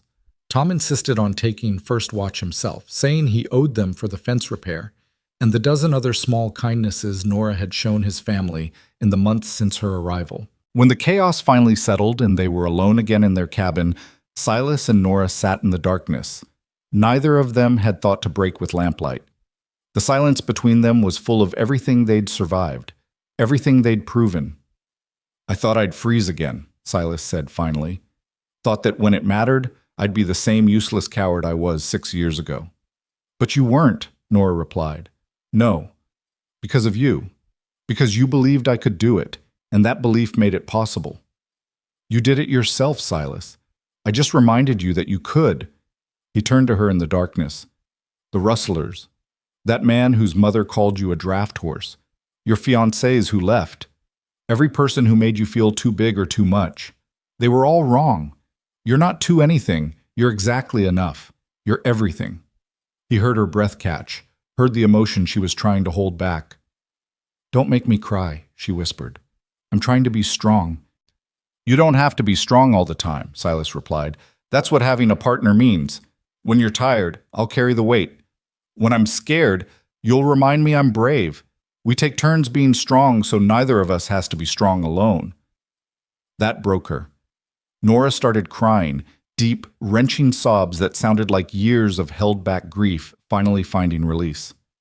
Silas held her as best he could, his small frame pressed against her larger one, both of them shaking with emotion and exhaustion, and the aftermath of terror survived. Outside, Tom stood watch in the darkness, protecting their property. Inside, two people held each other through the breaking and the healing, through fear and courage, through every wound they'd carried into this marriage, and the slow, painful work of learning to trust that maybe, just maybe, they'd found the one person in the world who could love them not despite their scars, but because of them. Because those scars told the story of survival, and survival was the foundation everything else could build on. When they finally climbed into bed, exhausted and wrung out, they lay tangled together without awkwardness or distance. The space between them had closed somewhere between the rustler's retreat and this moment, replaced by something solid and true. I love you, Silas whispered into her hair. I love you too, Nora replied. My brave, strong, perfect-sized husband. They fell asleep like that. Two people who'd faced their worst fears and discovered they were stronger together than fear could make them weak apart.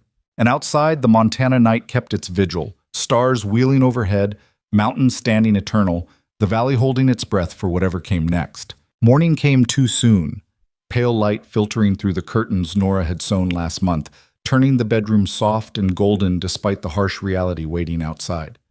Silas woke to find her already dressed, standing at the window with her arms crossed, watching Tom and his men ride out after their night watch. Her face was troubled in a way that made his chest tighten.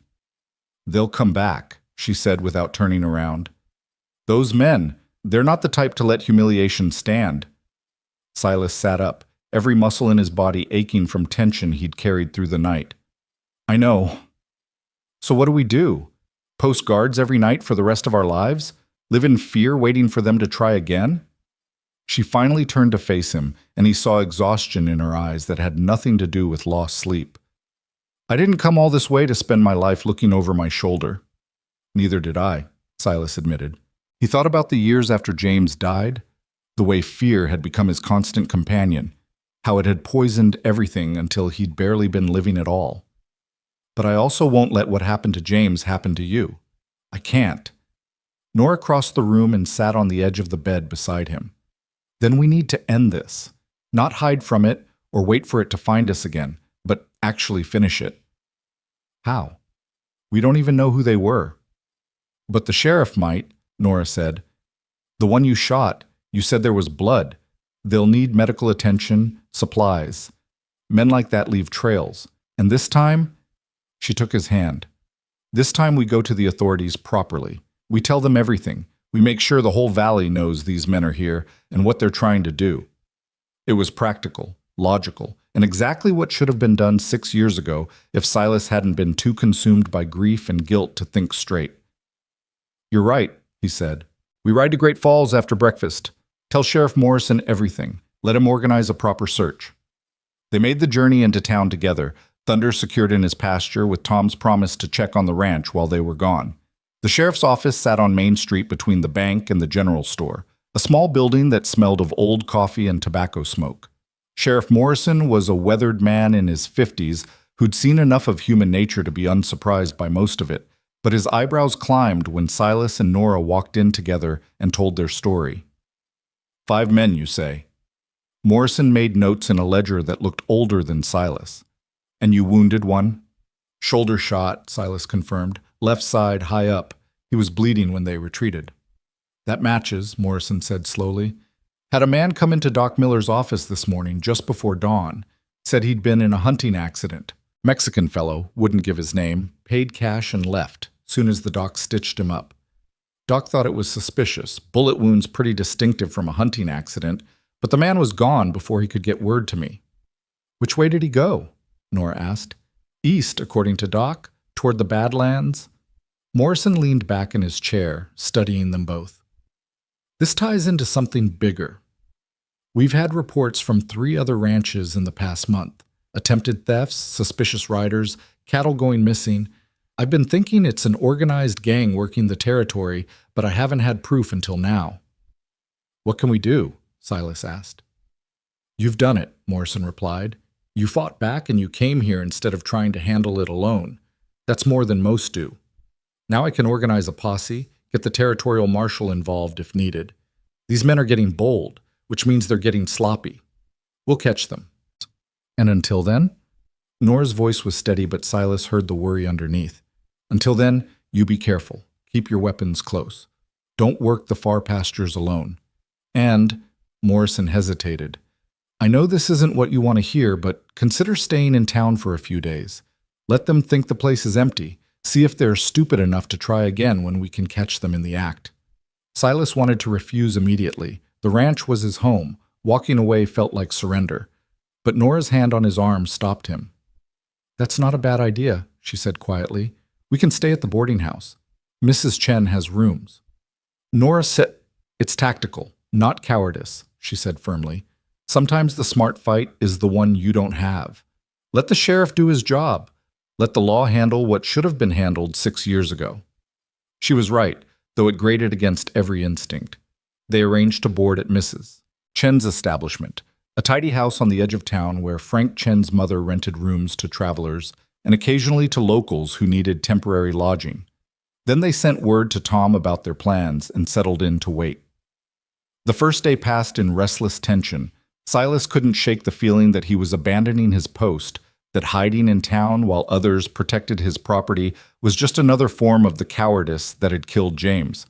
Nora seemed to sense his spiraling thoughts because she kept him busy, helping Mrs. Chen repair her back porch, running errands for the general store, anything to keep his hands occupied and his mind from eating itself alive. The second day brought unexpected company. They were sitting in Mrs. Chen's parlor after breakfast when someone knocked. Tom and his wife Sarah, along with Frank and 3 other ranchers Silas knew by sight but had never really talked to. Heard you were staying in town, Tom said when Mrs. Chen showed them in. Wanted to check on you both. Make sure you weren't thinking of leaving permanent-like. Why would we leave? Nora asked, confused. Sarah Chen, no relation to Frank despite the shared name, just one of those coincidences common in small communities, stepped forward. She was a tiny woman with steel in her spine and a reputation for speaking her mind. Because that's what happened last time, she said gently. After James died, Silas shut everyone out, stopped coming to town except for supplies, stopped accepting help. We worried you might do the same now. We're not leaving, Silas said firmly. We're just letting the sheriff do his job.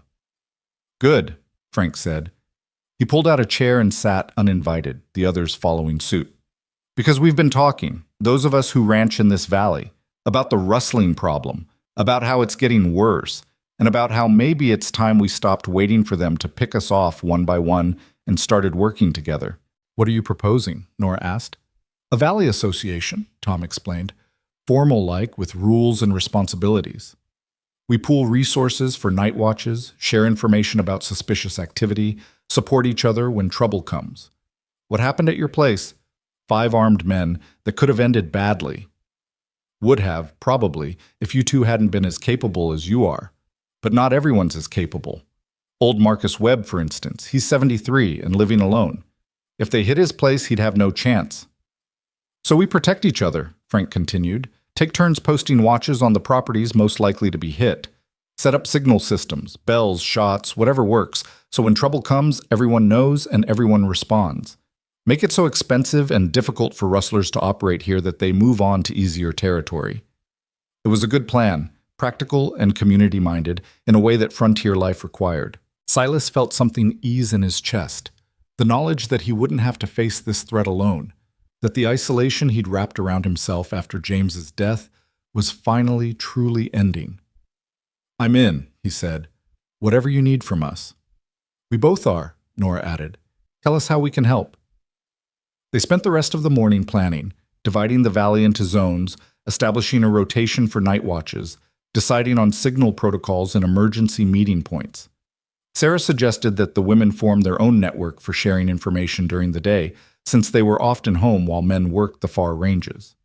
Nora volunteered to help organize it, and Silas watched with pride as his wife, who'd been rejected and mocked by polite society, took charge of the conversation with natural leadership that made everyone listen. By noon, they had the framework of something real, not just a plan, but a community coming together to protect itself. Tom stood to leave, then paused and looked at Silas directly. "What you did the other night," he said. "Standing your ground, protecting your property. That took more courage than most men have. I know there's been talk over the years about what happened with James, but I want you to know that what I saw at your ranch wasn't a coward. It was a man who'd learned from past mistakes and refused to repeat them. That's worth respecting." The words hit Silas like a physical blow. He'd spent 6 years believing the valley had written him off as the brother who froze, the coward who let James die. To hear Tom, gruff, judgmental Tom who'd made jokes about his mail-order bride, acknowledge his courage meant more than he could express. "Thank you," he managed. "That means a lot." After they left, Silas and Nora sat in the parlor's quiet, processing what had just happened. "Did you arrange that?" Silas asked. "The visit, I mean. Did you talk to Sarah about getting them here?" "No," Nora said. "But I'm glad they came. You needed to hear what Tom said. You've been carrying James's death like a millstone for 6 years. Maybe it's time to set it down." "I don't know if I can." "Not all at once," she agreed. "But maybe piece by piece. Starting with accepting that what happened the other night, you standing with me, fighting for us, that's the truth of who you are now. Not the scared young man you were 6 years ago, but the man you've become since." Before Silas could respond, Sheriff Morrison appeared at the door, his face grim. "Need you both at my office," he said without preamble. "We've got something." They followed him through town to the sheriff's office, where 2 men sat in cells at the back. Rough-looking characters with the kind of faces that advertised hard living and harder choices. One of them had a bandage on his left shoulder, seeping blood through the gauze. "Recognize him?" Morrison asked Silas. Silas studied the wounded man, trying to reconcile the panicked glimpse from 2 nights ago with the surly criminal glaring back at him now. "Could be," he said carefully. "It was dark, but the shoulder wound's right." "Oh, it's him," Morrison said with satisfaction. "Him and his partner here tried to rob the bank this morning. Stupid, desperate move. Got caught within 5 minutes. And once we had them, they started talking, trying to bargain for lighter sentences by giving up the rest of their gang." "Where are the others?" Nora asked. "Camped in the Badlands, according to these 2. Posse rode out an hour ago with territorial marshals leading. Should have them rounded up by nightfall if the information's good." Morrison crossed his arms, looking satisfied. "It's over. Or will be soon. You can go home." Relief flooded through Silas so intensely it left him dizzy. Over. After 6 years of living with the aftermath of violence and the fear of its return, it was actually over. The men who'd tried to take what was his, who'd threatened Nora, who'd made him face his worst memories, they'd be locked up, tried, sentenced. Justice, real justice, not the expensive futility of Pinkerton investigations. "Can we see them?" Nora asked suddenly. Morrison looked surprised. "The prisoners? Why?" "Because I want them to see us," she replied. "Want them to see who they threatened. Want them to understand what they tried to destroy." Morrison shrugged and gestured toward the cells. "Keep your distance from the bars. They're desperate men." Nora walked up to the cells with Silas beside her, and together they looked at the 2 men who'd brought violence to their home. The wounded one, the one Silas had shot, glared back with impotent rage. The other one wouldn't meet their eyes. "You picked the wrong ranch," Nora said quietly. "The wrong family. We're not easy victims. We're not people who break. And now you'll spend the next decade in territorial prison learning that actions have consequences." "That's enough, Mrs. Boone," Morrison said, but there was approval in his voice. They left the sheriff's office and stepped into bright afternoon sunshine that felt different somehow, lighter, cleaner, like the world had been scrubbed of something dark. Silas took Nora's hand and they walked through town together, and for the first time since arriving in Montana territory, he didn't feel like people were looking at him with pity or judgment.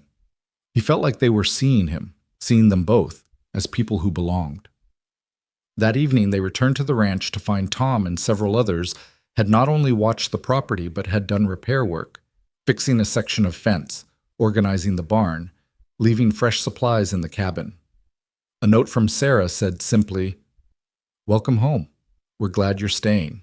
Standing on their porch as the sun set over the western peaks, Silas put his arm around Nora's waist and felt her lean into him, solid and warm and exactly right.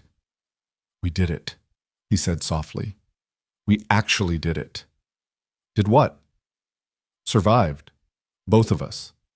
All the things that should have broken us, James, the rustlers, being too small or too big or too damaged to function, we survived them all. And now," he gestured at the ranch, the repaired fence, the evidence of community support. "Now we get to live instead of just surviving."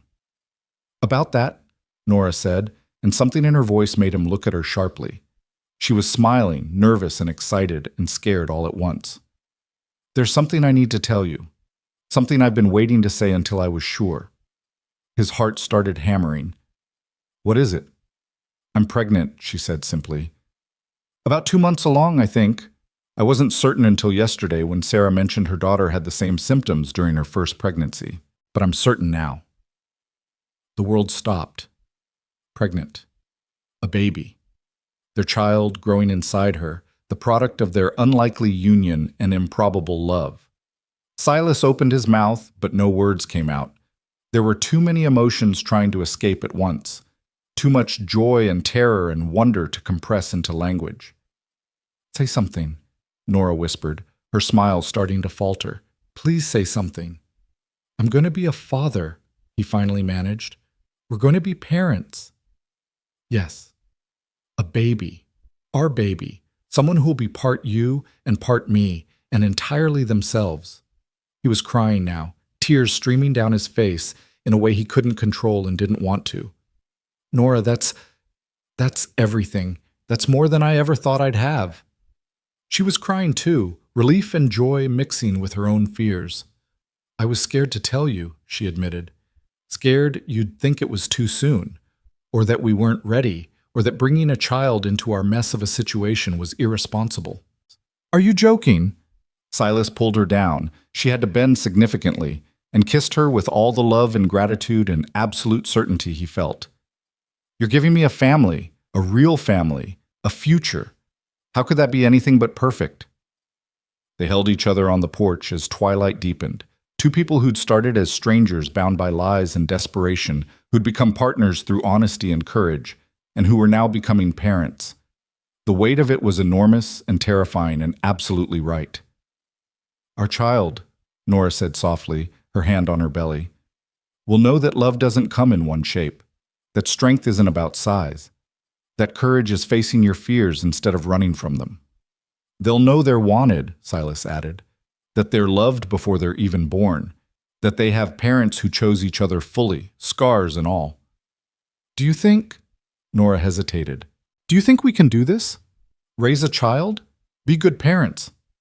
"I think," Silas said carefully, "that we've already proven we can do impossible things. We turned a paper marriage into a real one. We fought off rustlers. We built a life out of nothing but determination and honesty. If we can do all that, surely we can figure out how to love a child." "Surely," Nora echoed, but he heard the doubt underneath. He understood it.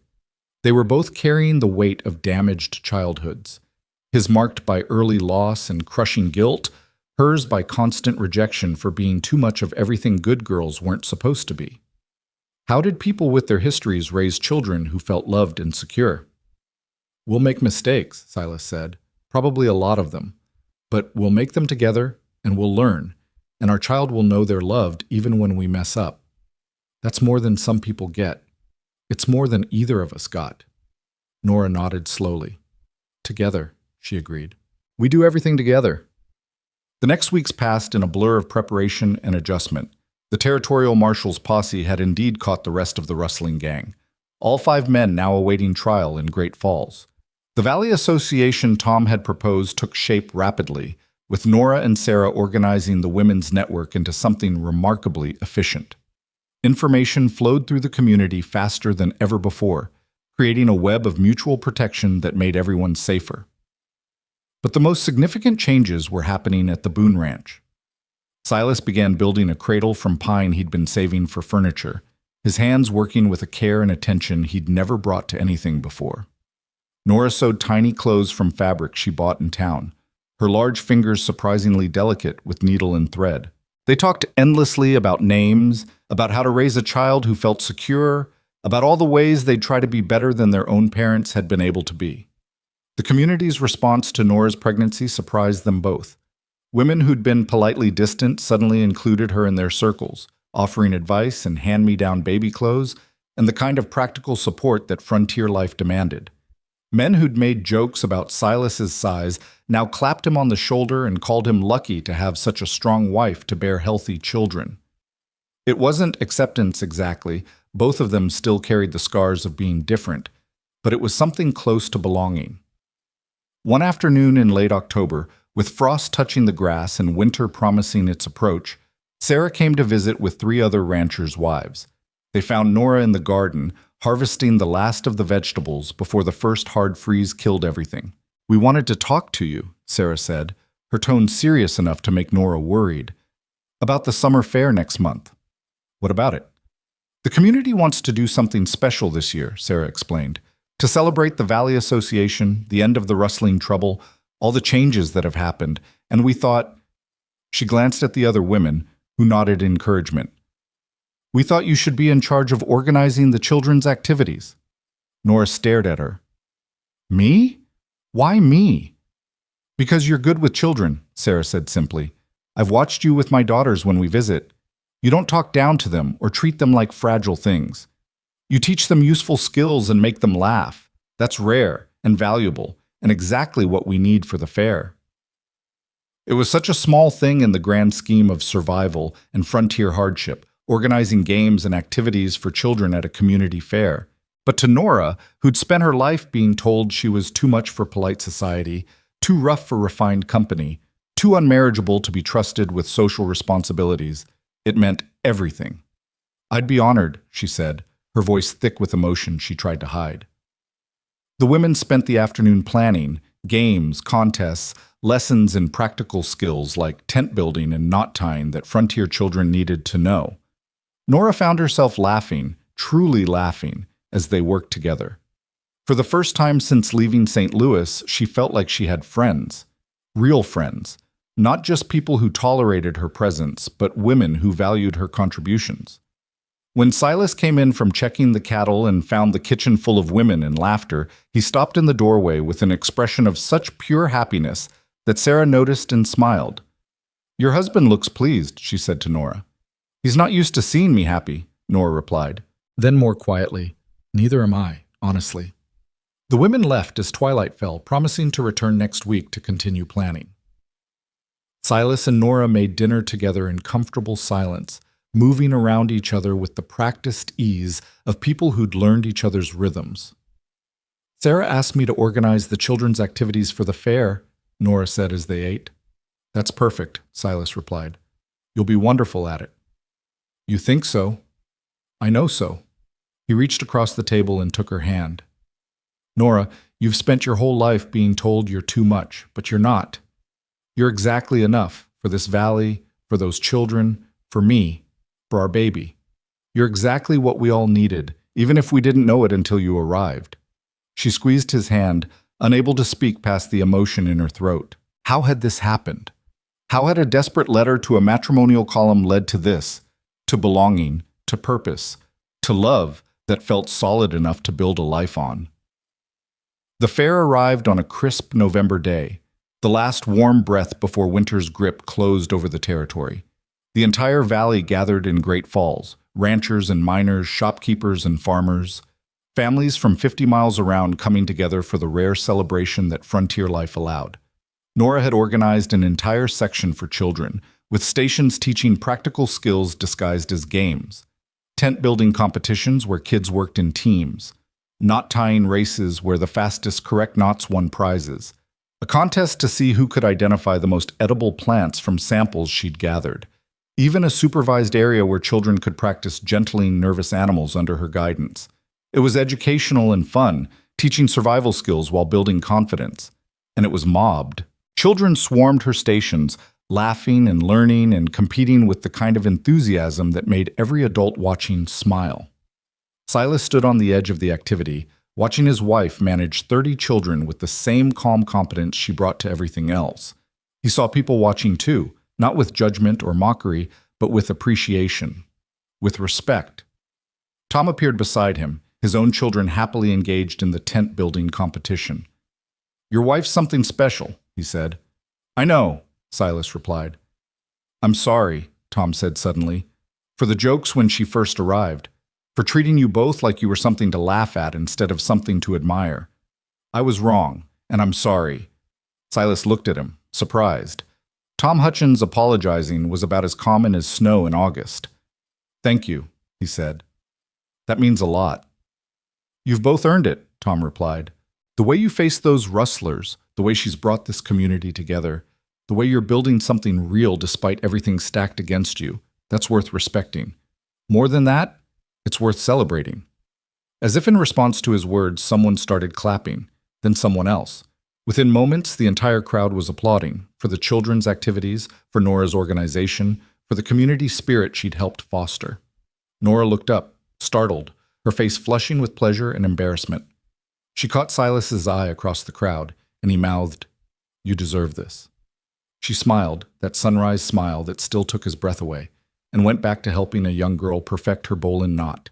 They drove home that evening with the wagon full of prize ribbons the children had won, with memories of laughter and belonging, with the knowledge that they'd built something real and lasting in this harsh, beautiful place. The stars came out as they traveled, so many stars that the Milky Way looked like someone had spilled milk across black velvet. "I never thought I'd have this," Nora said softly, her hand resting on her belly where their child grew. "A home. A husband who loves me, of friends. A community that values what I can do instead of mocking what I am." "I never thought I'd forgive myself," Silas replied. "For James, for being small, for all the ways I thought I'd failed. But you taught me that redemption isn't about being perfect. It's about choosing to try again despite every reason not to." "We taught each other," Nora corrected. "That's what partners do." They reached the ranch to find Thunder waiting by the fence, as if he'd been watching for their return. The cabin glowed with lamplight Tom had promised to set burning before they returned. Another small kindness in a growing collection of them. Home. It was really, truly home now. Not just a place to survive, but a place to live, to love, to raise children who would know they were wanted. A place where being too small or too big didn't matter because they were exactly right for each other, and that was enough. Silas helped Nora down from the wagon, and together they walked to their cabin, their home, hand in hand, ready for whatever came next. Because they'd learned that strength came in many forms, that courage was choosing each other despite fear, and that love didn't require perfection, only presence. Behind them, the Montana night settled in with its familiar symphony. Ahead, a future waited, uncertain, challenging, but faced together. And in that moment, standing on the porch of the life they'd built from honesty and determination, Silas and Nora Boone knew they were exactly where they belonged. Winter came to Montana territory with the kind of ferocity that tested everything: fences, roofs, resolve, and the bonds between people who'd chosen to make their stand in this unforgiving land. Snow fell in sheets that turned the world white and silent, burying fences up to their top rails and making even short journeys treacherous. The temperature dropped so low that water froze solid in minutes, and breath turned to ice crystals in the air. But inside the Boone cabin, warmth prevailed. Silas had spent November cutting and stacking enough firewood to last through March, and Nora had preserved enough vegetables and meat to feed them through the darkest months. They were as prepared as frontier life allowed, and more importantly, they were together. Nora's pregnancy progressed through the winter months with surprising ease. She'd worried that carrying a child would make her feel even larger, even more ungainly. But instead, she felt purposeful in a way she never had before. Her body, which had always seemed like a mistake, too big, too strong, too much, was suddenly doing exactly what bodies were meant to do. Growing life, preparing for the future, being enough. Silas watched her change with wonder and protectiveness in equal measure. He built her a rocking chair when she mentioned her back aching, carved it wide and strong with rockers that moved smooth as silk. He made sure she never had to venture into the cold unless she wanted to, taking on every outdoor chore himself, even when the work pushed his small frame to its limits. When she protested that he was doing too much, he simply said, "You're growing our child. The least I can do is grow the firewood pile." By January, Nora was obviously pregnant, her belly rounding in a way that made simple tasks increasingly difficult. Sarah and the other Valley women visited regularly, bringing supplies and advice, and the kind of female wisdom that had been passed down through generations of frontier mothers. They taught her about labor, about nursing, about the 1,000 practical details of keeping an infant alive in harsh conditions. One afternoon, when snow fell thick outside, and the cabin felt like its own small world cut off from everything else, Sarah stayed after the other women left. She helped Nora fold the tiny clothes they'd been sewing, her hands moving with practiced efficiency. "You're nervous," Sarah observed. It wasn't a question. "Terrified," Nora admitted. "What if I'm too rough with the baby? What if my size makes me clumsy? What if I hurt them without meaning to?" "You won't," Sarah said firmly. "I've seen you with animals, with children at the fair. You know how to be gentle. Size has nothing to do with tenderness, Nora. Some of the roughest mothers I've known were tiny women who thought delicate meant caring. You'll be fine. Better than fine." "But what if the baby is small like Silas? What if they inherit his size and I don't know my own strength?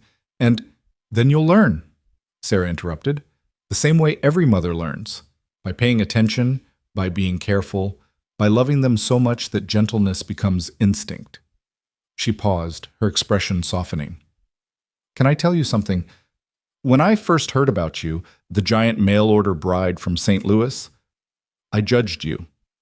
Thought you must be desperate or deluded to marry a man you'd never met. But watching you these past months, seeing how you and Silas are together, how you've strengthened this whole community just by being who you are, I was wrong. You're not desperate. You're brave. And that baby growing inside you is lucky to have you as a mother." Nora's eyes filled with tears. She tried to blink away. "Thank you," she whispered. "I needed to hear that." After Sarah left, Nora sat in her rocking chair by the fire, her hands on her belly, feeling the baby move inside her. Each kick, each shift felt like a promise that life continued, that hope survived, that love could create something entirely new and precious. Silas came in from the barn, snow dusting his shoulders and hat, his cheeks red from cold. He saw her sitting there, one hand on her belly and tears on her face, and was beside her in an instant. "What's wrong? Is it the baby? Are you hurting?" "I'm fine," she assured him. "Better than fine. Just feeling grateful." He knelt beside her chair, his hand joining hers on her belly. "For what?" "For you. For this." She gestured around the cabin, their home, built and expanded and filled with evidence of their life together. "For getting on that train even though I was terrified. For lying in my letters because I wanted this so badly, I was willing to risk everything for it." "I'm grateful for your lies too," Silas said softly, "because they brought you here. And you brought me back to life." They sat together as the winter storm raged outside, two people who'd found each other through desperation and built something real through honesty, waiting for the spring that would bring their child into the world. February came and went, each day a little longer than the last, winter's grip slowly loosening. March arrived with mud and meltwater, the world transforming from white to brown as snow retreated and revealed the land beneath. Nora was huge now, her belly so round that simple tasks like bending over or putting on boots became complex negotiations with gravity and balance. "I feel like thunder," she complained one morning, trying and failing to see her own feet. Enormous and ungainly and likely to break things accidentally. "You look beautiful," Silas said, meaning it completely, like life itself. "You're biased." "Absolutely," he agreed, "but also right." The baby was due in April, according to Sarah's calculations, which meant they had weeks left to prepare. Silas had converted the small addition off their bedroom into a nursery, painting the walls a warm yellow and installing the cradle he'd built beside a window that caught morning sun. Nora had sewn curtains and made blankets and organized tiny clothes by size in a chest Tom had built as a gift. Everything was ready. They were ready, or at least as ready as two people who'd never done this before could be. On April 3rd, just after dawn, Nora woke to a sensation she'd been told to expect, but still caught her unprepared, a tightening across her belly that built and released like waves on a shore. Not painful yet, but insistent. A signal that time was running out, that the baby had decided today was the day. "Silas," she said, her voice remarkably calm considering the fear coursing through her. "It's time." He was up and dressed in minutes, moving with the kind of controlled urgency that came from practicing this moment in his mind 100 times. He rode to Tom's ranch to fetch Sarah, who'd promised to help with the delivery, then to town for Doc Miller, the old physician who handled everything from cattle diseases to human births with equal competence. By the time he returned to the ranch, the cabin was full of women: Sarah, her daughters, Mrs. Chen, and 3 others from the Valley Association who'd come to help however they could.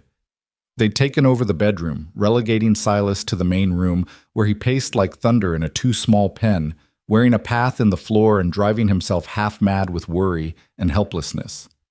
Tom arrived and sat with him, saying nothing because there was nothing useful to say. Frank came too, and Pete Morrison, and old Marcus Webb. The men gathered without being asked, a silent show of support, waiting for news and offering the kind of company that didn't require words. Inside the bedroom, Nora labored through the morning and into the afternoon. Sarah held one hand, Mrs. Chen the other, both of them offering encouragement and practical advice, while Doc Miller monitored her progress with the detached competence of someone who'd delivered hundreds of babies. "You're doing fine," he kept saying. "Strong as an ox, which is exactly what you want in childbirth. Just keep breathing through the contractions." But as afternoon wore into evening, Doc Miller's expression grew concerned. The baby was taking too long. Something wasn't quite right. The position, maybe, or the size, something that made this harder than it should be. "I might need to intervene," he said quietly to Sarah. "If the baby doesn't turn soon." "No," Nora gasped between contractions. "No cutting. I can do this. I'm strong enough." "Being strong isn't always enough," Doc Miller said gently. "Sometimes we need help." "Then help me," Nora replied. "But don't cut me open, please." What happened next required every ounce of Doc Miller's skill and Nora's determination. He worked to manually turn the baby, his hands gentle but insistent, while Nora breathed through pain that made her earlier discomfort seem trivial. Sarah wiped her forehead with cool cloths. Mrs. Chen murmured encouragement in Chinese and English both. Outside, Silas heard Nora cry out, a sound of such pain and effort that he was halfway to the bedroom door before Tom caught him. "You can't help in there," Tom said firmly. "All you can do is trust that she's strong enough and that the women know what they're doing." "What if she's not?" Silas whispered. "What if I lose her? What if this baby costs me everything that matters?" "Then you'll survive it," Tom said. "The same way you survived James. The same way she survived being rejected by every man in Missouri. You'll survive because that's what people do. But she's not going to die, Silas. She's too damn stubborn, and that baby's too damn wanted. They're both going to be fine." As if in response to Tom's words, a new sound came from the bedroom, a thin, reedy wail that built into a full-throated cry. A baby's cry. Their baby. Silas was through the door before anyone could stop him, bursting into a room that smelled of blood and sweat and something indefinably sacred. Nora lay propped against pillows, her hair plastered to her head with sweat, her face exhausted and transcendent. And in her arms, wrapped in a blanket Sarah had made, was the smallest, most perfect thing Silas had ever seen. "We have a daughter," Nora said, her voice raw from hours of labor but filled with wonder. Silas, we have a daughter. He couldn't speak, couldn't breathe, could only stare at this tiny person who hadn't existed an hour ago and now was the center of his universe. The baby had Nora's dark hair and his small bone structure, and when she opened her eyes, just for a moment, they were the color of honey in sunlight. "Can I hold her?" he asked, his voice breaking. Nora passed the baby to him carefully, and suddenly Silas understood what people meant when they talked about hearts being full. His daughter weighed maybe 7 pounds, so light he was afraid he'd drop her, and when she wrapped her tiny hand around his finger, he felt tears streaming down his face unchecked. "Hello," he whispered. "Hello, little one. I'm your father. I'm going to love you for the rest of my life. I'm going to protect you and teach you and make sure you know you're wanted every single day. I promise." The baby made a small sound, not quite a cry, and nestled against his chest, as if she recognized his voice from the months she'd spent listening to it through Nora's belly. "What should we name her?" Nora asked softly. They'd discussed names for months but never quite decided. Now, holding his daughter, Silas knew immediately. "Hope," he said. "Hope Nora Boone. Because she represents everything we hoped for and everything your courage made possible." Nora's smile was radiant despite her exhaustion. "Hope," she agreed. "It's perfect." Doc Miller cleared his throat. "Mother and baby both need rest. Everyone out except Silas, and even he shouldn't stay too long." The women filed out, each one stopping to congratulate them, to coo over baby Hope, to marvel at the miracle that was every birth but felt particularly miraculous when it was someone you cared about. Tom stuck his head in long enough to say, "Congratulations," with genuine warmth before herding the other men outside. Finally alone, Silas sat on the edge of the bed, Hope still in his arms, Nora reaching out to touch her daughter's tiny hand. They stayed like that as twilight deepened outside. 3 people who were now a family, processing the enormity of what had just happened. "I was so scared," Nora admitted. "Scared I wasn't strong enough. Scared something would go wrong. Scared I'd fail her before she even drew breath." "But you didn't fail," Silas said. "You brought her into the world through sheer determination and strength. Our daughter is here because of you, Nora, because you're exactly as strong as you need to be." "We did it together," she corrected. "You got help. You trusted the community. You didn't try to handle this alone." "I learned from the best," Silas replied, meaning her. Hope made a small sound, and Nora held out her arms. Silas passed their daughter back carefully, watching as Nora opened her nightgown to nurse for the first time. The baby latched immediately, instinct guiding her towards sustenance, and Nora gasped at the sensation. "Is this normal?" she asked. "Does it always feel like this?" "Like what?" "Like the most natural and the most miraculous thing in the world all at once." Silas smiled. "I think that's exactly what it should feel like." The weeks that followed Hope's birth passed in a blur of sleepless nights and endless wonder.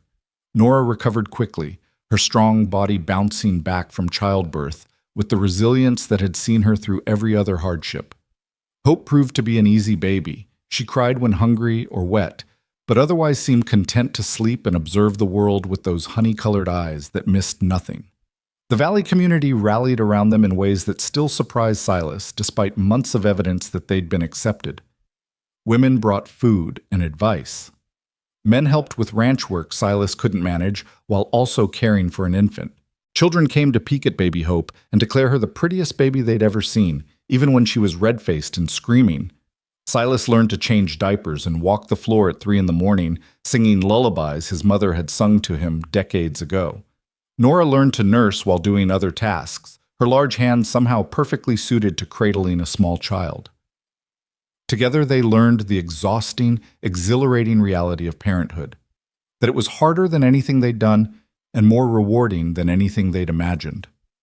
One warm afternoon in May, when Hope was 6 weeks old and spring had fully arrived, Silas carried his daughter outside for the first time.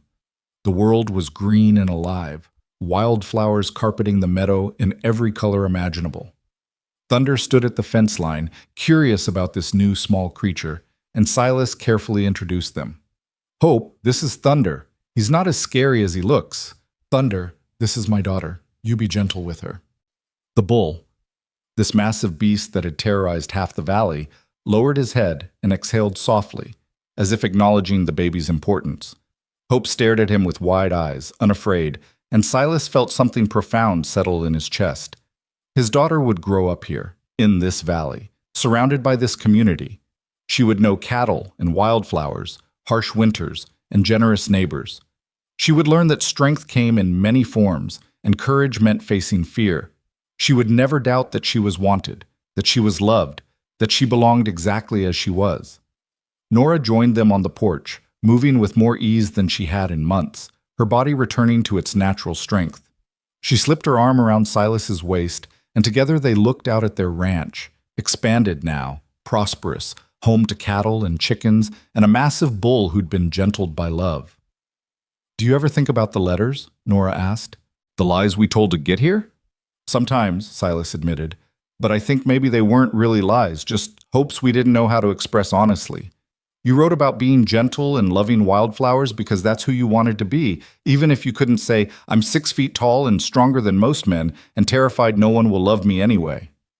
And you wrote about wanting a quiet life because you couldn't say, 'I'm haunted by my brother's death and afraid I'm too broken to be loved,'" Nora continued. "So we lied our way to truth," Silas said, "and somehow it worked." "It worked because we made it work," Nora corrected.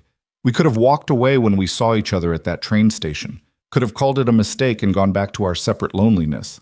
But we didn't. We chose to stay, to try, to build something real from flawed foundations." Hope made a small sound, drawing their attention back to her perfect, tiny face. She'd fallen asleep in Silas's arms, completely trusting, absolutely secure. "She'll never know the lies," Silas said softly. "She'll only know the truth, that her parents loved each other enough to risk everything on possibility." As summer arrived and Hope grew from a tiny infant into a baby with personality and preferences, the ranch bloomed. Silas planted sunflowers at Nora's request, hundreds of them, their seeds brought from town, their bright faces turning to follow the sun across the sky. They grew tall and strong, towering over the garden, visible from miles away. "Why sunflowers?" Tom asked one day when he came to help repair the barn roof. "Because they're too big for their own good," Nora replied, bouncing Hope on her hip while watching Silas and Tom work. "They grow so tall they need support to stay upright, but nobody looks at a sunflower and thinks it's too much. They just think it's beautiful. I want Hope to grow up surrounded by things that are unapologetically large and still considered perfect." Tom was quiet for a moment, then nodded. "That's good thinking," he said. "Really good." The sunflowers became famous in the valley. People would ride out just to see them, a field of gold surrounding the Boone Ranch, visible for miles, marking the home where the smallest cowboy and the largest woman had built something that shouldn't have worked, but did. Where love had proven stronger than expectation, and courage had meant choosing each other every day despite fear. By the time autumn arrived, Hope was 6 months old, sitting up on her own, laughing at everything, reaching for the world with the confidence of a child who'd never been taught to doubt her right to take up space. She was small like Silas, but strong like Nora, with a will that suggested she'd be a force to reckon with once she learned to walk. On Hope's first birthday, they threw a party that brought the entire valley together. Tables were set up in the meadow beneath the sunflowers, groaning under the weight of food everyone had contributed. Children ran wild while adults talked and laughed. Thunder was decorated with ribbons and treated like the gentle giant he'd become. Music played, fiddles and guitars and voices raised in songs that celebrated survival and community. Sarah pulled Nora aside as the sun began to set, painting everything golden. "You know what you've done, don't you?" she asked. "What do you mean?" "You've changed this valley. Before you came, we were all so isolated. Everyone managing alone, everyone trying to prove they didn't need help. Then you arrived, this woman who shouldn't have fit, who broke every expectation, and you taught us that strength means asking for help, that community matters more than pride, that being different isn't the same as being wrong." Sarah smiled. "My daughters talk about you like you're a hero from a story. They say when they grow up, they want to be brave like Mrs. Boone." Nora felt tears prick her eyes. "I'm not brave, I'm just stubborn." "Same thing sometimes," Sarah replied. As darkness fell and the party wound down, as neighbors headed home under stars so bright they cast shadows, Silas and Nora sat on their porch with Hope asleep between them. The cabin behind them was larger now, expanded twice to accommodate their growing family and the life they'd built. The ranch was prosperous, the community was strong, and the future stretched ahead with promise instead of fear. "I wrote to the matrimonial column because I was desperate," Silas said quietly, "because I thought I needed someone to save me from loneliness and guilt. And I answered because I thought if I could just get far enough away from judgment, I might finally be enough," Nora added. "But we were both wrong," Silas continued. "We didn't need saving. We needed someone to see us clearly, all our scars and fears and broken pieces, and choose us anyway." "We needed each other," Nora said simply. "Not perfect versions of ourselves, just the truth of who we are." Hope stirred in her sleep, making the small sounds of dreams. In a few years, she'd be old enough to hear the story of how her parents met, the lies in letters, the shock at the train station, the slow building of trust and love. She'd learned that her father had frozen once when it mattered, but found courage when it mattered most. That her mother had been called too big, too much, too everything, and had learned that size was irrelevant when heart was large enough. She'd grow up knowing that love wasn't about perfection. It was about showing up scared and choosing each other anyway. That family was built not on matching sizes or meeting expectations, but on honesty, determination, and the willingness to see beauty in what others called flawed. The sunflowers rustled in the night breeze, their dried heads heavy with seeds that would plant next year's garden. Thunder lowed contentedly in his pasture. The creek sang its endless song. And on the porch of the home they'd built from courage and lies turned truth, Silas and Nora Boone held their sleeping daughter and each other, grateful for the desperate letters that had brought them together and the honest love that had made them stay. Years later, when Hope was old enough to understand, Silas would take her to visit James's grave on the hillside overlooking the ranch. He'd tell her about her uncle, about mistakes and forgiveness, about how sometimes the hardest person to forgive was yourself. And Nora would teach Hope to calm angry animals with humming, to build fences that lasted, to take up exactly as much space as she needed without apology. Together they'd raise a daughter who knew that strength came in many forms, that courage meant facing your fears, and that love, real love, didn't require you to be smaller or bigger or different than you were. It only required you to be honest, to be present, and to choose each other through every season. The Montana Territory was harsh and unforgiving, a land that tested everyone who tried to make it home. But for Silas and Nora Boone, who'd started as strangers bound by paper promises and become partners through truth, it was also the place where two people who didn't fit anywhere else had finally found exactly where they belonged, with each other, under endless sky, surrounded by sunflowers that grew unapologetically tall and beautiful, proving that sometimes the best things in life were the ones that refused to apologize for taking up space. Their story would be told for generations. The lonely cowboy and the mail-order bride twice his size, who built a love strong enough to change a valley and raise a daughter who knew, without doubt, that she was wanted exactly as she was. It became the kind of story people told around fires on cold nights, proof that courage and love could transform desperation into destiny, and that sometimes the biggest risks led to the most beautiful rewards. Under the vast Montana sky, in a cabin surrounded by gold sunflowers, the Boone family slept, small, large, and exactly right, their hearts full, their future bright, their love a testament to the power of choosing truth over fear, and each other over everything else.